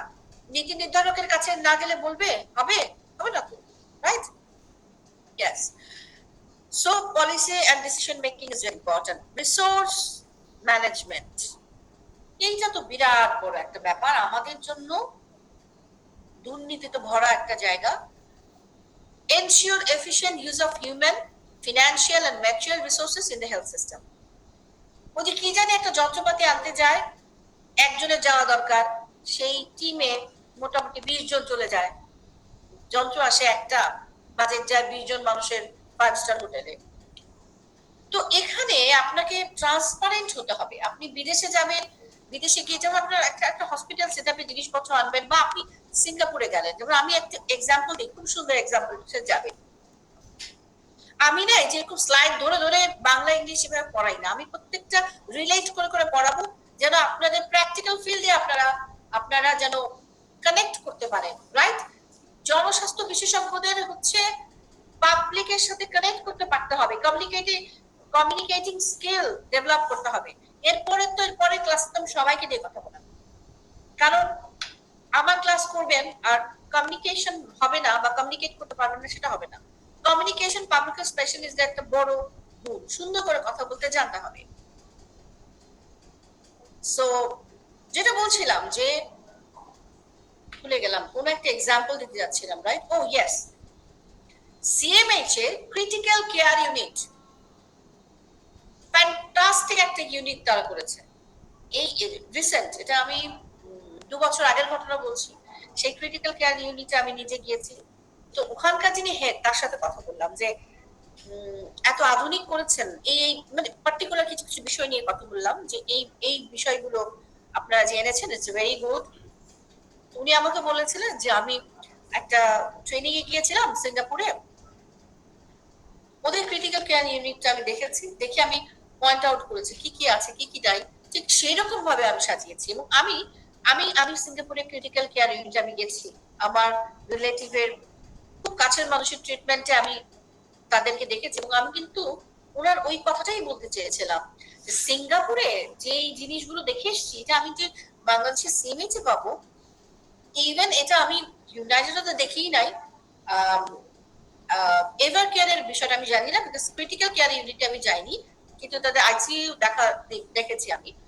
তো এটা সিএমএইচ ছাড়া অন্য কোথাও বাংলাদেশে আছে কিনা জানি না, বাট সিএমএইচও ওই সিঙ্গাপুরের ওই স্টাইলটা নিয়ে আসা, ওই যে বাংলাদেশে বসে সিঙ্গাপুরের স্বাস্থ্য ব্যবস্থা যে করেছেন তাকে আপনি ক্রেডিট দিবেন না? ওই একটা লিডারশিপ ভিশন দেখিয়েছে। উনি কিন্তু এখন রিটায়ার করেছেন 2023 সালে, কিন্তু এখন ওভাবেই ইউনিটটা চলছে। তো এটাকে বলে হচ্ছে ভিশনারি। হ্যাঁ, এটা হচ্ছে রিসোর্স ম্যানেজমেন্টের ব্যাপার। তো ওনারা বিভিন্ন মডার্ন ইকুইপমেন্ট আনতে গিয়ে ওনারা তো খুব ট্রান্সপারেন্ট আর্মি, ওনারা 3 জনের টিম গিয়েছিল। ওটা মোটামুটি যদি আমাদের মন্ত্রী মিনিস্টার দেখেন 300 জন টিম হয়ে যেত, তাই না? আর তাও আবার ইকুইপমেন্ট আসতো কিনা ওটাও আবার ব্যাপার আছে। আবার ফার্স্ট গ্রেডের আসলো কিনা সেটাও ব্যাপার আছে, সেকেন্ড হ্যান্ড কোথা থেকে নিয়ে আসলো কিনা সেটাও ব্যাপার আছে।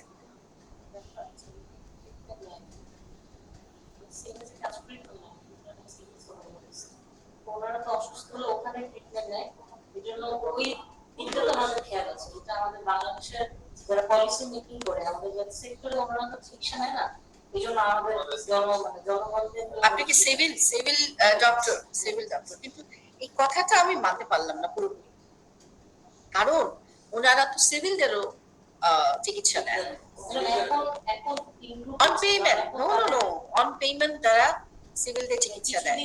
কয়েক বছর হলো তারা সিভিলের রেফারেন্স লাগে, মানে আর্মি অফিসারদের রেফারেন্স। না না না, আপনি যে কোনো ম্যাডাম সেটা এফআইপি হ্যাঁ প্যাথোলজি তো হয়, কিন্তু সিভিলরা ওখানে দেখাতে পারে। তবে একটা বিষয় আমি আপনাকে একটু বলি, আপনি যদি সিএমএইচ এর কথাই বলে থাকেন, যদি এটা শুধুমাত্র আর্মিদের জন্যও হয়ে থাকে, একটা বিরাট বড় জনগোষ্ঠী কিন্তু আর্মি, তারা তো সেবা পাচ্ছে না?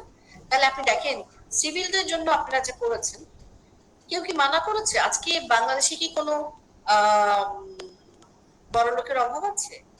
এরকম আপনি দেখেন সিএমএইচ এর যে ব্যাপারটা, যদি আপনি বলেন যে শুধু আর্মির জন্যই করেছে, এরকম হতে পারতো না যে একটা ডক্টর কমিউনিটি আলাদা করে এমন কিছু করতে পারতো না? বাংলাদেশে খুব 10টা হসপিটাল হতে পারতো না যেখানে স্বল্প মূল্যে যেখানে আমরা চিকিৎসা দিতে পারি? হয় নাই তো? আর্মিরা কেন করেছে? দে আর ভিশনারি। আপনি যত যাই বলেন না কেন, আপনি যদি রেফারেন্স দিয়েও যদি ভালো ট্রিটমেন্ট পান, সমস্যা কি?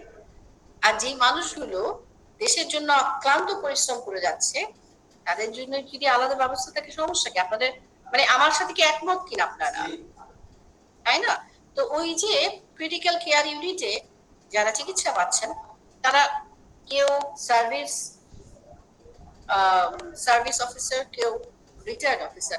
আপনি কি এটা জানেন যে রিটায়ার্ড অফিসার যে সমান রকম ট্রিটমেন্ট পায় ওখানে? তো এটা কত ভালো কথা না? একটা 70 বছরের মানুষ, উনি যদি ইউনাইটেডে যায়, উনি যদি এভার কেয়ারে যায়, তার কোটি টাকা, লাখ লাখ টাকা চলে যায়। হ্যাঁ, লাইফ সাপোর্টে 4 দিন 5 দিন থাকলে লাখ লাখ টাকা চলে যায়। কিন্তু একজন কর্নেল, একজন ব্রিগেডিয়ার জেনারেল, তারা যখন যখন যাচ্ছে সিএমএইচ তখন সার্ভিস পাচ্ছে। এরকম সৈনিকরাও, এরকম একটা হসপিটাল দেখান আমাকে। আমাদের যে বিশাল জনগোষ্ঠী আমরা তো হ্যাঁ, তো এটা কিন্তু এটাতে ওনাদেরকে ক্রেডিট দেন। আমাদের সমস্যা আমরা করতে পারি নাই, কিন্তু ওনারা করতে পেরেছেন। ওরা এক্সাম্পল ক্রিয়েট করেছেন। খুবই ডিসিপ্লিন। হ্যাঁ, তারপরও সিএমএইচ এর লোড অনেক বেশি, যেহেতু তারা যারা কাজ করছে তাদেরকেও তারা সার্ভিস দেয়, এবং যারা রিটায়ার্ড পার্সন তাদেরকেও দেয়। এবং আপনি দেখবেন রিটায়ার্ড পার্সন যারা, তারা কিরকম দাপটে ঢুকে যায়, এবং তাদেরকে বসিয়ে রাখলে বা তাদেরকে যদি মনে হয় যে তাদেরকে প্রায়োরিটি দিচ্ছে না, তার দেখে তারা কিরকম রিয়াক্ট করে, এবং সঙ্গে সঙ্গে তাদের কাছে সরি চায়, স্যার আমাদের আজকে অনেক পেশেন্ট। এই সমস্ত সম্মান আছে কোথাও? একটু বেশি বলছি কেন আর্মির কথা, কারণ আমি বড় হয়েছি আর্মির ভাত খেয়ে। আর্মি, আমার বাবা ছিলেন আর্মিতে, উনি ইলেকট্রিক্যাল ইঞ্জিনিয়ার, উনি ব্রিগেডিয়ার জেনারেল হয়ে রিটায়ার করেছেন। তো আমি জানি, হ্যাঁ, যে আমার বাবা মারা গেছেন 2023 সালে। ওই যে বলছিলাম, খুব মানে দুঃখের স্মৃতি নিয়েই বলছিলাম, 2023 সালে যে ক্রিটিক্যাল কেয়ার ইউনিটে আমার বাবা ছিলেন, ওটাই আমি যদি সিঙ্গাপুরে হয়তো এত কেয়ার নিয়ে ট্রিটমেন্ট করতেন না আমার বাবার, মানে সিঙ্গাপুরে থাকলেও হয়তো আমার বাবার এই ট্রিটমেন্টটা হতো না। আমার বাবা মারা গেছেন ওই ক্রিটিক্যাল কেয়ার ইউনিট থেকেই মারা গেছেন, কিন্তু ওনারা যে শেষ পর্যন্ত যে সার্ভিস দিয়েছেন, এটা আমার মনে হয় না যে সিঙ্গাপুরেও আমি এটা পেতাম। তো এগুলো হচ্ছে মেমোরি। এই মেমোরি গুলো কিন্তু পাওয়া এটার সাথেই কিন্তু যুক্ত না, যে আমরা সেই রকম লিডার তৈরি করবো, সেই রকম হসপিটাল তৈরি করবো।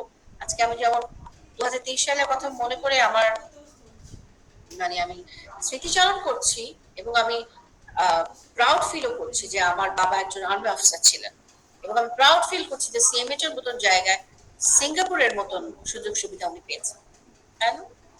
সো আমরা ডেফিনেটলি পজিটিভ দিকগুলোতে ফোকাস করবো। Capacity building, mentor, train and empower health care professional staff, যেটা বলছিলাম যে ক্যাপাসিটি বিল্ডিং। আপনাদের যারা হসপিটালে কাজ করছেন, আপনাদের নানা রকম ওয়ার্কশপ হয় না, নানা রকম মিটিং হয় না? এই মিটিং এ আমরা কি করি বলেন তো? মিটিং মানুষ থাকে, মিটিং এ নানা রকম প্রবলেম থাকে। এই মিটিং এ হয়তো বা 5টা প্রবলেম নিয়ে আমরা কথা বললাম, পর 1 মাস পর মিটিং এ আবার দেখা গেল ওই 5টা প্রবলেম আমরা সলভ করেছি কিনা, তাই না? এরকম ভাবে আমরা কাজ করি, আমরা ক্যাপাসিটি বিল্ডিং করি, আমরা নানা রকম ওয়ার্কশপ অ্যারেঞ্জ করি ডক্টরদের জন্য, নার্সদের জন্য, তাই না? কেন করি এগুলো? জাস্ট শুধুমাত্র আমাদের স্কিল ডেভেলপ করার জন্য। অ্যাডভোকেসি, অ্যাডভোকেসি একটা বড় ব্যাপার, যে স্টেক হোল্ডারদের সাথে কথা বলা, তাদেরকে বোঝানো, হেলথটাকে প্রায়োরিটাইজ করা। হ্যাঁ, crisis management, lead effectively during health emergencies such as epidemics, natural disasters or pandemics. এইটার এক্সাম্পল কি দেওয়ার দরকার আছে? ক্রাইসিস ম্যানেজমেন্টের সময় কি হয়েছিল মনে আছে? কোভিডের সময়, ও মাই গড, ডক্টররা কিন্তু 100% স্বীকার করেছেন প্রথম দিকে যে we are hopeless, we are helpless. Helpless জায়গা থেকে আইডিসিআর এর এভরিডে বসে থাকতাম না, আইডিএস এর ব্রিফিং শোনার জন্য। কি বলছেন তারা? হেল্পলেস জায়গা থেকে কিন্তু আবার আমরা ফেরত আসতে পেরেছি। Equity and ethics, promote fairness, inclusiveness and ethical practices in health care delivery. Ethical practice গুলো খুব জরুরি। এই পয়েন্টে আমি একটু ফোকাস করতে চাই। সেটা হলো, আমাদের দেশে ডাক্তার পেটানোর ঘটনা এত কমন। একটা পেশেন্ট মারা গেছে, ডাক্তারকে এমন পেটানো হচ্ছে, ডাক্তারের, আমি বলছি না যে কখনোই ডাক্তাররা ভুল করে না, ভুল হয়, হসপিটালেও অনেক ভুল ধরা পড়ে, কিন্তু একটা পেশেন্ট যে প্রচন্ড ক্রিটিক্যাল এবং ডাক্তার তাকে শুধু ধরে হয়তোবা নিয়ে গেছে, বা হয়তোবা পেশেন্টের কাছে যেতে তার একটু দেরি হয়েছে, তাতেই দেখা গেল যে ডাক্তার পেটানোর গল্প আমাদের এই বাংলাদেশে খুব কম, খুবই কম। এবং ডাক্তার পেশেন্ট মেরে ফেলছে, হেডলাইন। উনি বোঝারও চেষ্টা করলেন না তার কি ডিজিজ হয়েছে, কি কন্ডিশনে এসছে, তার শেষ রিপোর্টিংটা কি ছিল, বা যিনি মেডিকেল অফিসার তিনি কি হিস্ট্রি নিয়েছিলেন, আদৌ কি সে আসলে বাঁচতো কিনা, বা আদৌ ট্রিটমেন্ট সেরকম দেওয়া হয়েছে কিনা, খবর ছাড়াই সবকিছু ছাড়া হেডলাইন হলো ডাক্তার মেরে ফেললো। আবার ডাক্তারদের পোষাই বলে। ডাক্তার আছেন না এখানে? কে কে হাত তুলি। পোষাই শুনতে ভালো লাগে নাকি? মানে কি বাজে না কথাগুলো? ডাক্তার কষাই, মানে আমি কিন্তু ভীষণ রকমের আমাকে যখন ডাক্তার এগেইনস্টে কিছু বলে আমি কিন্তু ভীষণ রকমের রিঅ্যাক্ট করি। আপনারা একবার চিন্তা করেন তো, যে আপনি যেরকমই মানুষ হন না কেন, আপনি রোগী বাঁচাচ্ছেন না, আপনি মানুষের জীবন বাঁচাচ্ছেন না, আপনার কাজটা কত নোবেল কাজ করছেন না? আপনি বাড়িতে না হয় বউয়ের সাথে ঝগড়া করেন, বউকে বললেন, বা ওয়াইফ হয়তো বা হাজবেন্ডের উপর দিয়ে চিৎকার চেঁচামেচি করলো, বাড়িতে যাই হোক, আপনারা মানুষের জীবন বাঁচান না? বাঁচান না? তো আপনাদের কাজটা, মানে এটা কিন্তু আমার মা যেমন সবসময় বলে যে ডাক্তারদের আল্লাহ কত রহমত দিয়ে দিয়েছে, অসুস্থ হয়ে গিয়ে আপনাকে এসে শুধু বলে ডাক্তার আমার এই অবস্থা, এবং আশা নিয়ে আসে না, আপনি আপনি তাকে সুস্থ করে তুলছেন। একবার চিন্তা করেন তো কত বড় ক্ষমতা আল্লাহ আপনাকে দিয়েছে। সবই তো আল্লাহর রহমতে হয়, কিন্তু এই যে উসিলা আপনি যে ডাক্তার হয়েছেন এত পড়াশোনা করে কষ্ট করে, এই ক্ষমতাটা তো অনেকেই পায় নাই। আপনার সাথে কি তাহলে তো আপনার আশেপাশে যা তো সবাই ডাক্তার হতো না? সবাই ডাক্তার হতে পেরেছে? পারেনি তো। তাহলে আপনি লাকিয়েস্ট পারসনদের ভেতরে আপনি আছেন। আবার এখন আবার বলবে অন্যরা রাগ করবে, আবার যারা ডাক্তারদের সাথে আছেন, অ্যাডমিনিস্ট্রেটিভ টিমে আছেন, আপনার ওষুধ লাগবে, আপনার একটা নতুন কিছু আনতে হবে, একটা ইনস্ট্রুমেন্ট আনতে হবে, বাজেট লাগবে। আপনার নার্স ঠিক মতন কাজ করতেছেন, আপনার নার্স 5 জনের মধ্যে 2 জন ঠিক মতো আসে, 3 জন আসেন না, কাকে বলবেন? ওই যে ওনারা, ওনাদের টিম আছে, ওনাদের হেল্প ছাড়া পারবেন হসপিটাল চালাতে? তাহলে ওনাদেরকেও আল্লাহ আল্লাহ আল্লাহ আলাদা রহমত দিয়েছে। অর্থাৎ হেলথ সেক্টর, ও স্ট্রোক করে আসছে, ওই যে বসে আছে, মেডিসিন স্পেশালিস্ট কাজ করবে, প্যারালাইসিস হয়ে গেছে, ওনাকে ছাড়া হবে? আর উনি তো ভিআইপি ফিজিওথেরাপিস্ট, সব ভিআইপি লোকজনদের ফিজিওথেরাপি দেয়। হ্যাঁ সত্যি। তাহলে দেখেন এখানে যারা আছেন আপনারা সবাই কিন্তু আপনাদের একটা আল্লাহর আলাদা ব্লেসিং আছে। এই কথাগুলো আমরা বলে আসছি। হ্যাঁ, এখানে একটু সুন্দর করে আমি দেখিয়েছি যে আপনার ভিশন যত শার্প হবে, ভিশন যত বড় হবে, আপনি তত লাইফ সাকসেসফুল হবে। এখানে কে যেন বলছিল 4 বার বুড়া হয়ে গেছে, বুড়া ওই যে শেষের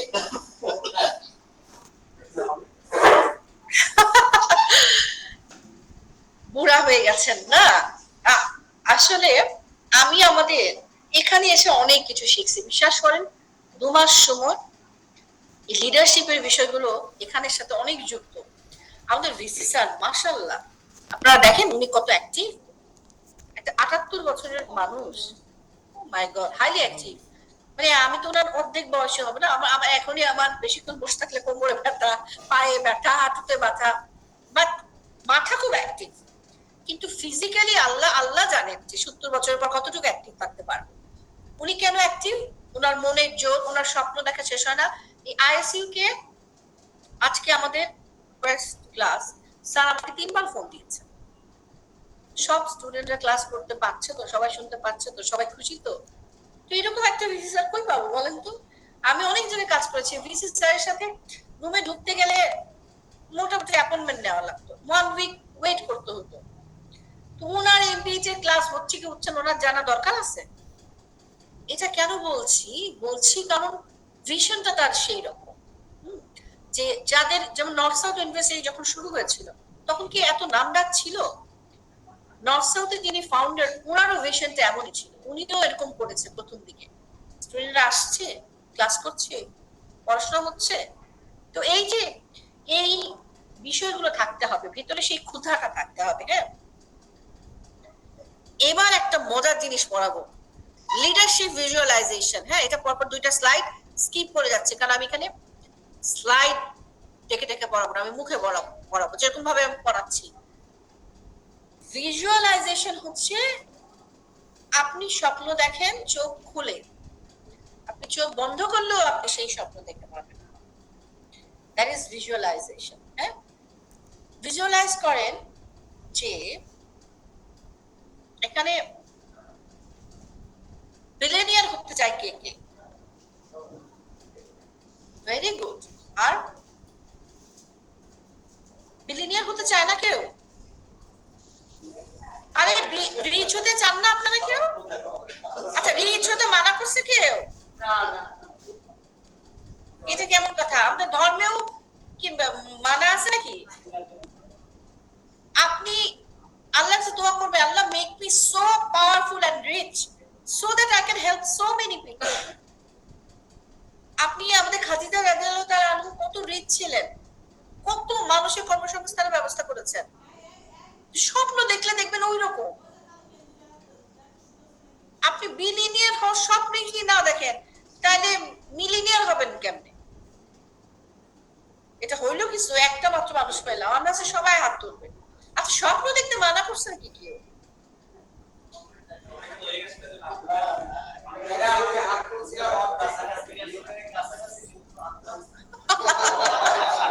না না না, বিলিনিয়ারের কাছাকাছি হইলে তো উনি যে কি জানি আম্বানি আম্বানি হওয়ার স্বপ্ন দেখবে। বিলিনিয়ারের কাছাকাছি হলে তো উনি আম্বানি হয়ে যাবে, আম্বানি হওয়ার স্বপ্ন দেখবে। কিন্তু আমার কথাটা হচ্ছে আপনি শুধু স্বপ্ন দেখেন, হালাল উপায়ে স্বপ্ন দেখেন, ওয়ে আল্লাহ তৈরি করে দেবে। ভিজুয়ালাইজেশন হচ্ছে সেটা। মেডিটেশন কিন্তু আপনাকে মেন্টালি রিল্যাক্স করে। মেডিটেশন কি এখানে জানেন প্রক্রিয়া কিভাবে মেডিটেশন করতে হয় কেউ জানেন? আপনি কিন্তু ভাই ঘুমাই টুমাই শেষ হয়ে যাচ্ছেন। আমি কয়েকবার দেখেছি আপনি ভীষণ ঘুম পাচ্ছে। আপনি চা খেয়েছিলেন, চাটা খাওয়া দরকার ছিল আপনার। যাক, আমি আপনাকে ঘুমাইতে দিব না, কারণ একটু পর পর আপনাকে প্রশ্ন করবো, ঘুমাতে পারবেন না। আচ্ছা, তো এখন ভিজুয়ালাইজেশন, যেমন আমি চিন্তা করছি, ধরেন আমার বেতন 1,00,000 টাকা, ঠিক আছে, কিন্তু আমি চাই বিলিনিয়ার হতে, স্পষ্ট বিলিনিয়ার হতে চাই। আমি আমি খুব সুন্দর বাড়িতে থাকতে চাই, আমি মার্সিডিজ গাড়ি দেখতে চাই। তো আমি চোখ বন্ধটা করে আমি আমার গোল সেট করবো, দ্যাট ইজ কল্ড ভিজুয়ালাইজেশন। উনি যেন বল এটা সেটা এটা ওটা, এটা ওটা গোল হয় না। গোল হচ্ছে এটা, যে আমি ওই ডিপার্টমেন্টের হেড হব, আমার আন্ডারে 100টা স্টুডেন্ট করতে হবে, আমি বেস্ট টিচার হব, আমার বেতন হবে 10,00,000 টাকা, এবং এছাড়াও আমার আরো আর্নিং সোর্স বাড়বে। আমি মাসে আমার ইনকামের 10% দিয়ে দিব গরিবকে, আমি একটা এতিমখানা তৈরি করব, আমি একটা মসজিদ নির্মাণ করব। এগুলো হচ্ছে ভিশন। আমি কিন্তু একটা ওয়েট টার্ম বলি নাই, বা আমি যদি বলি আমি সামনের মাসে দেখি শুকাই যাব, এটা একটা কথা। একটা কথা হচ্ছে সামনের মাসে আমি 5 কেজি কমবই, এটাকে বলে ভিশন। আর ওই যে বলি যে সামনের মাসে দেখি শুকাবো, ওই সামনের মাসে যারা বলে আমি শুকাবো, তারা বলে যে আচ্ছা ঠিক আছে ডায়েট কবে থেকে শুরু করবা, এই কালকে থেকে। এই কালকে আর আসবে না, কিন্তু কালকে আসলে আচ্ছা আজকে বিরিয়ানি খাই, আজকে কোকটা খাই, আজকে স্যান্ডউইচ খাই, কালকে যদি আমি না, যেমন আমি করি, আমি আমার মেয়েকে মাঝে মাঝে বলি যে ও হচ্ছে আইসক্রিম এনে রাখে, তো আমি কেন আইসক্রিম খাবো, আমার তো আইসক্রিম খাওয়া বেশ হওয়া উচিত, রাইট? তো আমি যে দেখা যাচ্ছে যে রাতের বেলাও ঘুমায় আছে, আমি বের করে আমি আইসক্রিম খাচ্ছি, ও বলে আম্মু কি ব্যাপার, তুমি কেন আইসক্রিম খাচ্ছ, তুমি বলছো যে তোমার আরো 2-3 কেজি কমা উচিত, কারণ তুমি আর 2-3 কেজি কমলে তোমার ব্যাক পেইন আরো কমবে। বললাম কালকে থেকে দেখবা আমি যে আসবোই না ফ্রিজের সামনে। কিন্তু ওইটা আর হয় না, যে কয়দিন আইসক্রিমটাকে প্রতিদিন আমি যাই এবং ওটা খাই। তাহলে সলিউশনটা হচ্ছে আমি ওদেরকে বলি, হয় তুমি তোমার রুমে নিয়ে যাও ফ্রিজ, আর নাহলে এখান থেকে সরাও। আরেকটা কি হওয়া উচিত, আরেকটা স্ট্রং উইল পাওয়ার হওয়া উচিত। কিসের, আমাকে মানে আইসক্রিমের মধ্যে চুবাই রাখলো আমি আইসক্রিম খাবো না, এটা ছিলাম আমি 5 বছর আগে। আমার সারা জীবন আমার ওয়েট ছিল 50 কেজি। আমি কিন্তু আমি জানি না আপনারা আমাকে চিনতে পারছেন কি, আমি 13 বছর নিউজ করেছি এবং লিড টেলিভিশন গুলোতে আমি নিউজ করেছি, RTV। এই জন্য অনেকে দেখে, সবাই দেখে আমাকে বলে ম্যাডাম আপনাকে তুমি কোথায় দেখেছি, RTV-তে পড়েছি, ইন্ডিপেন্ডেন্ট টেলিভিশনে পড়েছি, লাস্ট পড়েছে 71-এ।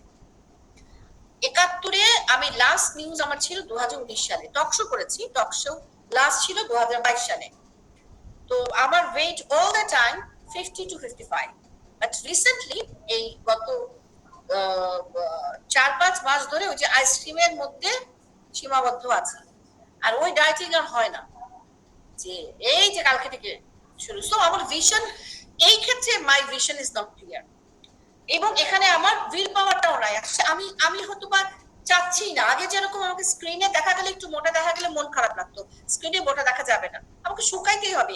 এরকম হয়েছে 1 মাসে 10 কেজি কমিয়ে ফেলেছি, আমি অলওয়েজ স্লিম। এখন আপনারা হয়তো বা বলতে পারেন যে ম্যাডাম আপনি কোথায় মোটা, আমি মোটা না, কিন্তু আমাকে হেলদি থাকার জন্য আমার হাইট ওয়েট অনুযায়ী আমার আরো 3 থেকে 4 কেজি কমা উচিত। তো প্রতিদিন রাতেবেলা আইসক্রিম খেলে হবে, কমবো নাকি আমি? এখন ওয়েট দিতে গেলে দেখা যাবে 6 কেজি বেড়ে গেছে। So my vision is not clear. তো ভিজুয়ালাইজেশন হচ্ছে আপনার ভিশন ক্লিয়ার হতে হবে। আপনি কি মেডিকেল অফিসার, পোস্ট গ্রাজুয়েশন করেছেন কোনো ক্লিনিক্যাল? আপনি 5 বছর পর কোথায় দেখতে চান নিজেকে? একদম সত্যি কথা বলেন।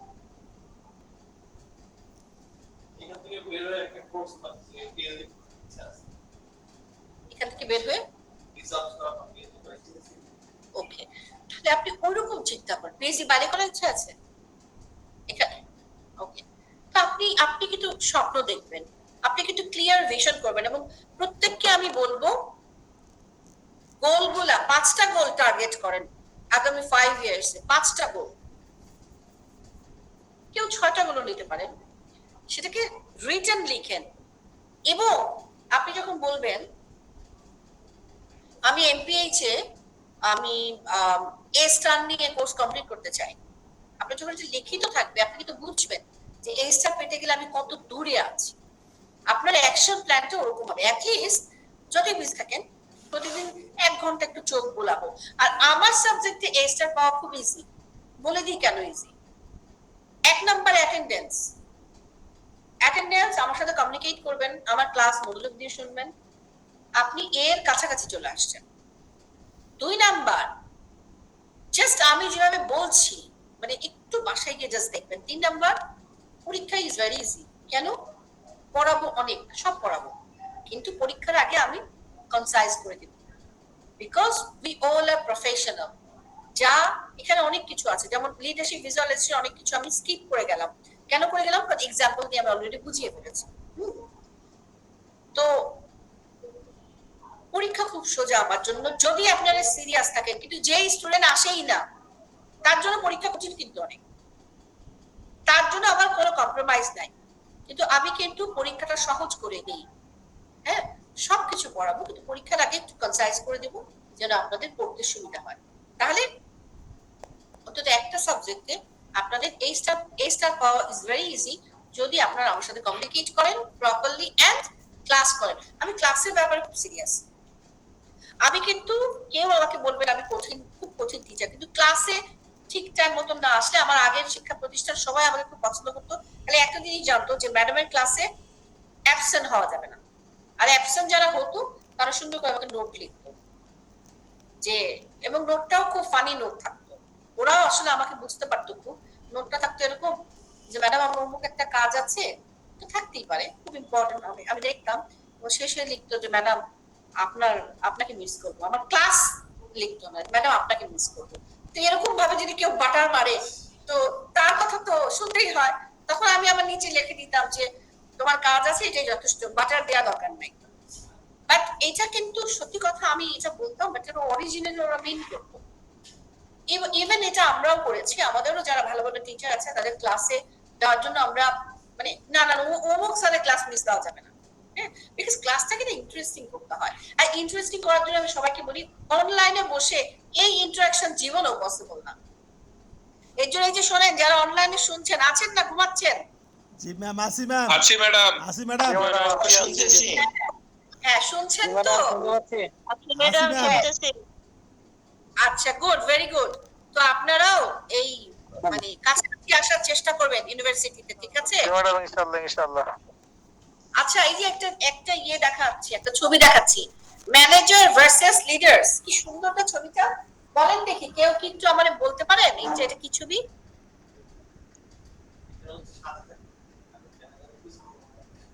সাথে পিছনে না, একটু সুন্দর করে বলেন না।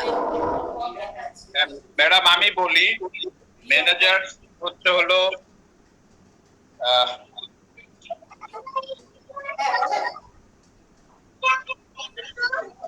যারা ম্যানেজার তারা টিপিক্যালি তারা টিম বিল্ডিং বা টিমের সাথে কাজ করে। আর যারা লিডার তারা হবে ভিশনারি, তারা তাদের টিমের যারা সদস্য থাকবে তাদেরকে স্বপ্ন দেখাবে এবং তাদের যদি অভ্যন্তরীণ কোনো সমস্যা থাকে সেগুলোকে সলভ করে সামনের দিকে আগায় নিয়ে যাবে।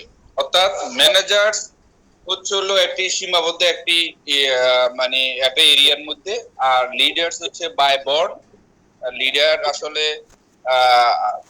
মানে জন্মগতভাবে লিডার, যেমন স্বভাব লিডার, এরকম অনেকে রয়েছে আর কি। ম্যানেজার ঠিক ওভাবে লিডার জায়গায় পৌঁছতে পারে না, তবে রোল দুজনেরই দুইভাবেই মানুষ পরিচালনা বা নেতৃত্ব দেওয়ার জায়গায় থাকে আর কি। যাক, আপনি অনলাইনে থেকেও যথেষ্ট সুন্দর বলেছেন, কিন্তু কিছু কিছু জায়গায় একটু কারেকশন আছে, সেটা একটু বলি। সেটা হচ্ছে লিডার সবসময় বাই বর্ন হয় না। লিডার বাই, এটা আমরা আসবো, এটা যেটা বলেছেন বাই বর্ন লিডারও আছে। আবার লিডার তৈরি করা যায়, আবার লিডার তৈরি হয়ে যায়, লিডার তৈরি করা যায়। অনেকেরই মনিটর আছে, অনেকেরই মনিটর হওয়ার কোয়ালিটি আছে, কিন্তু হয়তো তাকে গাইড করার কেউ নাই। তো লিডার তৈরি করা, লিডারশিপও আলাদা একটা ব্যাপার। লিডার তৈরি করা অনেক বড় বড়, আপনি দাঁড়িয়ে আছেন, কষ্ট হচ্ছে? হ্যাঁ, এই যে আমার মতন কি নাম্বার 4-5 এর সমস্যা? হ্যাঁ আমারও তাই। হ্যাঁ ঠিক আছে, সমস্যা নাই। ওই যে আছে সামনে, ওই যে অ্যাপয়েন্টমেন্ট নিতে পারেন। এটা তো আমারও সমস্যা। ওজন কিন্তু ওনার অত বেশি না, কিন্তু হ্যাঁ একটু কমালে ভালোই হয়।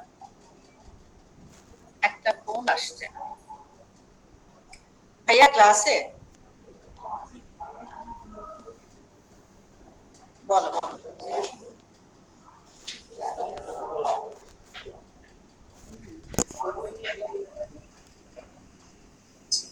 আচ্ছা কি করবো তাহলে?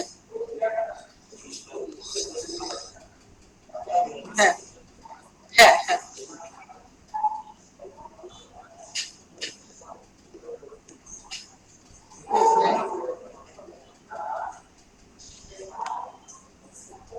ওকে ওকে ওকে, প্রবলেম নাই, ঠিক আছে। আচ্ছা আচ্ছা দিয়ে দেবো, ঠিক আছে। মানে জাস্ট মোবাইলেই তুলবো, রাইট? হ্যাঁ হ্যাঁ আইফোন, ঠিক আছে ভাইয়া। আচ্ছা ঠিক আছে, হ্যাঁ।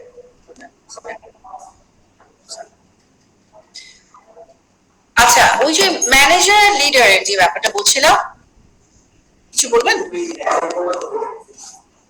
কি হয়ে গেছে?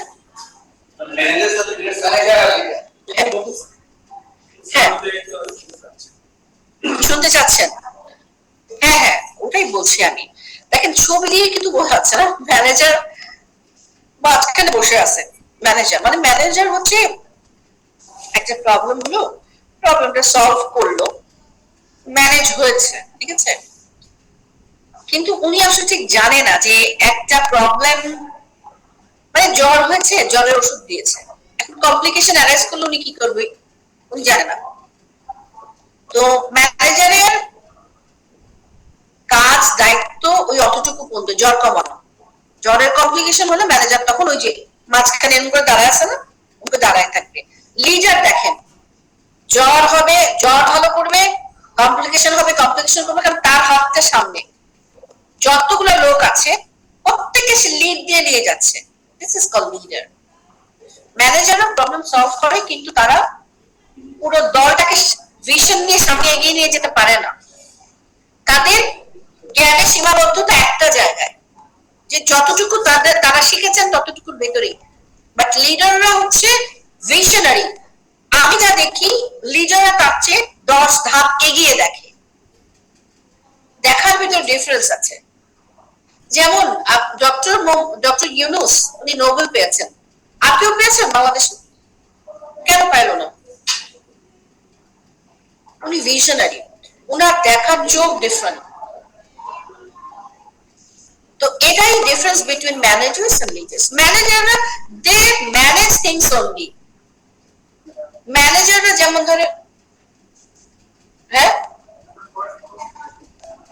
আরে ভাই আমার একটা ক্লাস নিয়ে দিবেন না? সবটুকু স্যার আসছে না, তাই আমার ক্লাস আসছে স্যার কটা?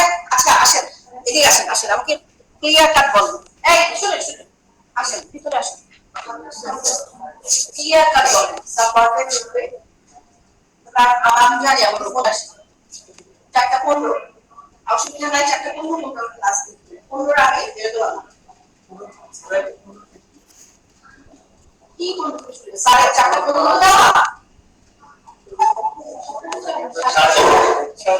আচ্ছা আমার ক্লাস নিয়ে নিল, দেখেন তো স্যারের কাছ থেকে আমি হ্যাঁ আমার ক্লাস 4:30 পর্যন্ত। আচ্ছা আজকে স্যার হবে আপনাদের কিছু স্পেশাল কিছু করাবে। আচ্ছা ঠিক আছে, আমরা একটা খুব সুন্দর জায়গায় আছি। মানে লিডার এবং হচ্ছে যে ম্যানেজারের ডিফারেন্সটা মনে হয় আমি বোঝাতে পারলাম। যেমন প্রত্যেকটা হাউস ওয়াইফও কিন্তু খুব ভালো ম্যানেজার, তাই না? খুব সুন্দর করে ম্যানেজ করে।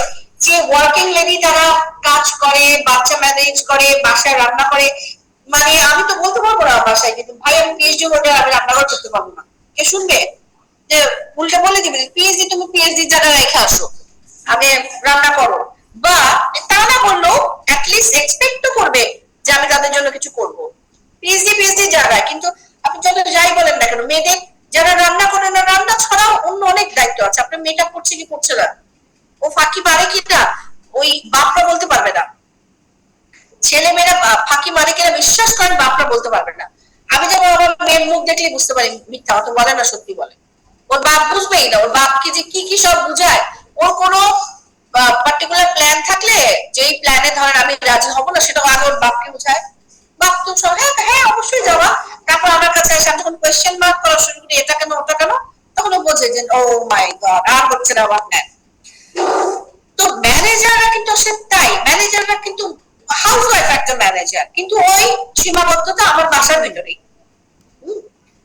লিডাররা হচ্ছে খালি তার বাসা, লিডাররা হচ্ছে সারা সমস্ত সোসাইটি নিয়ে কাজ করে, দেশ নিয়ে কাজ করে, ইন্টারন্যাশনালি কাজ করে। আমরা শুনি না গ্লোবাল লিডারশিপ। গ্লোবাল লিডারশিপ মানে হচ্ছে যারা গ্লোবালি যারা রিনাউন্ড, রাইট? সো আজকে এইটাই স্লাইড, কাল স্যার আসবেন, স্যারের আজকে আরো কিছু ব্যাপার আছে, স্যারের কিছু দেখাবেন আপনাদের, তারপর আবার একটু স্যারের সাথে একটু ছবি তোলার ব্যাপার আছে। হ্যাঁ, তো যাই হোক আমার ক্লাসটা আজকে শেষ করছি। আমি তো দেখি তো আমার কত পড়ানো বাকি। ও মাই গড, ক্লাস করতে বোরিং লাগে। অনেক পড়ানো বাকি ছিল। আচ্ছা যাক, আমরা নেক্সট ক্লাস এটা পড়ে ফেলবো। তো হোপফুলি দুপুরের সময় পড়েছে আমার ক্লাস 2:30টা, অ্যাবসলিউটলি ঘুমের সময়। এই ভাই আসলে ঘুমাচ্ছিল, কিন্তু আমি সাকসেসফুল ঘুম থেকে উঠে আনতে পেরেছি। একবার দেখেছিলাম চোখ বন্ধ, আর চোখ বন্ধ হয় নাই। তো অ্যাটেন্ডেন্ট, হ্যাঁ ও এটা এটা কি করবো এখন? আচ্ছা সিগনেচার করে দেন। আর অনলাইনটা কি করবো?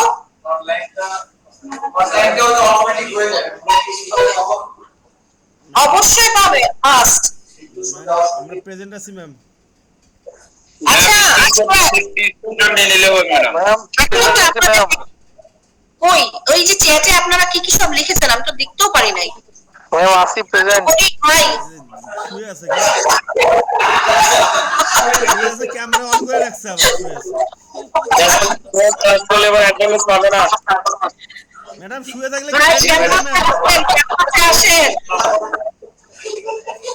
আচ্ছা আজকে ক্লাসটা শেষ করছি, আমাকে দেখতে পাচ্ছেন তো সবাই, রাইট? জি ম্যাম। আবার নেক্সট ফ্রাইডে ক্লাস হবে। আগামীকালকে আমার ক্লাস আছে, আগামীকালকে 11টায় ক্লাস। আজকে ক্লাস শেষ করে দিচ্ছি, ওকে? ঠিক আছে, আর আপনাদের অ্যাটেন্ডেন্সটা কাইন্ডলি দিবেন, হ্যাঁ ঠিক আছে?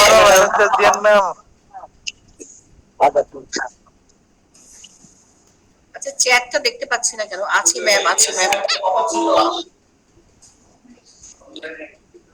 17 new messages.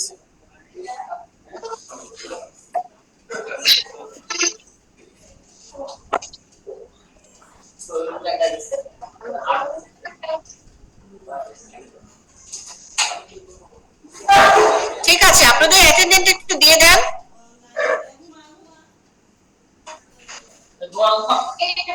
আচ্ছা শেষ করছি ক্লাস আজকে, ঠিক আছে? আল্লাহ হাফেজ, আসসালামু আলাইকুম। আসসালামু আলাইকুম। ওয়া আলাইকুম আসসালাম। ওয়ালাইকুম সালাম।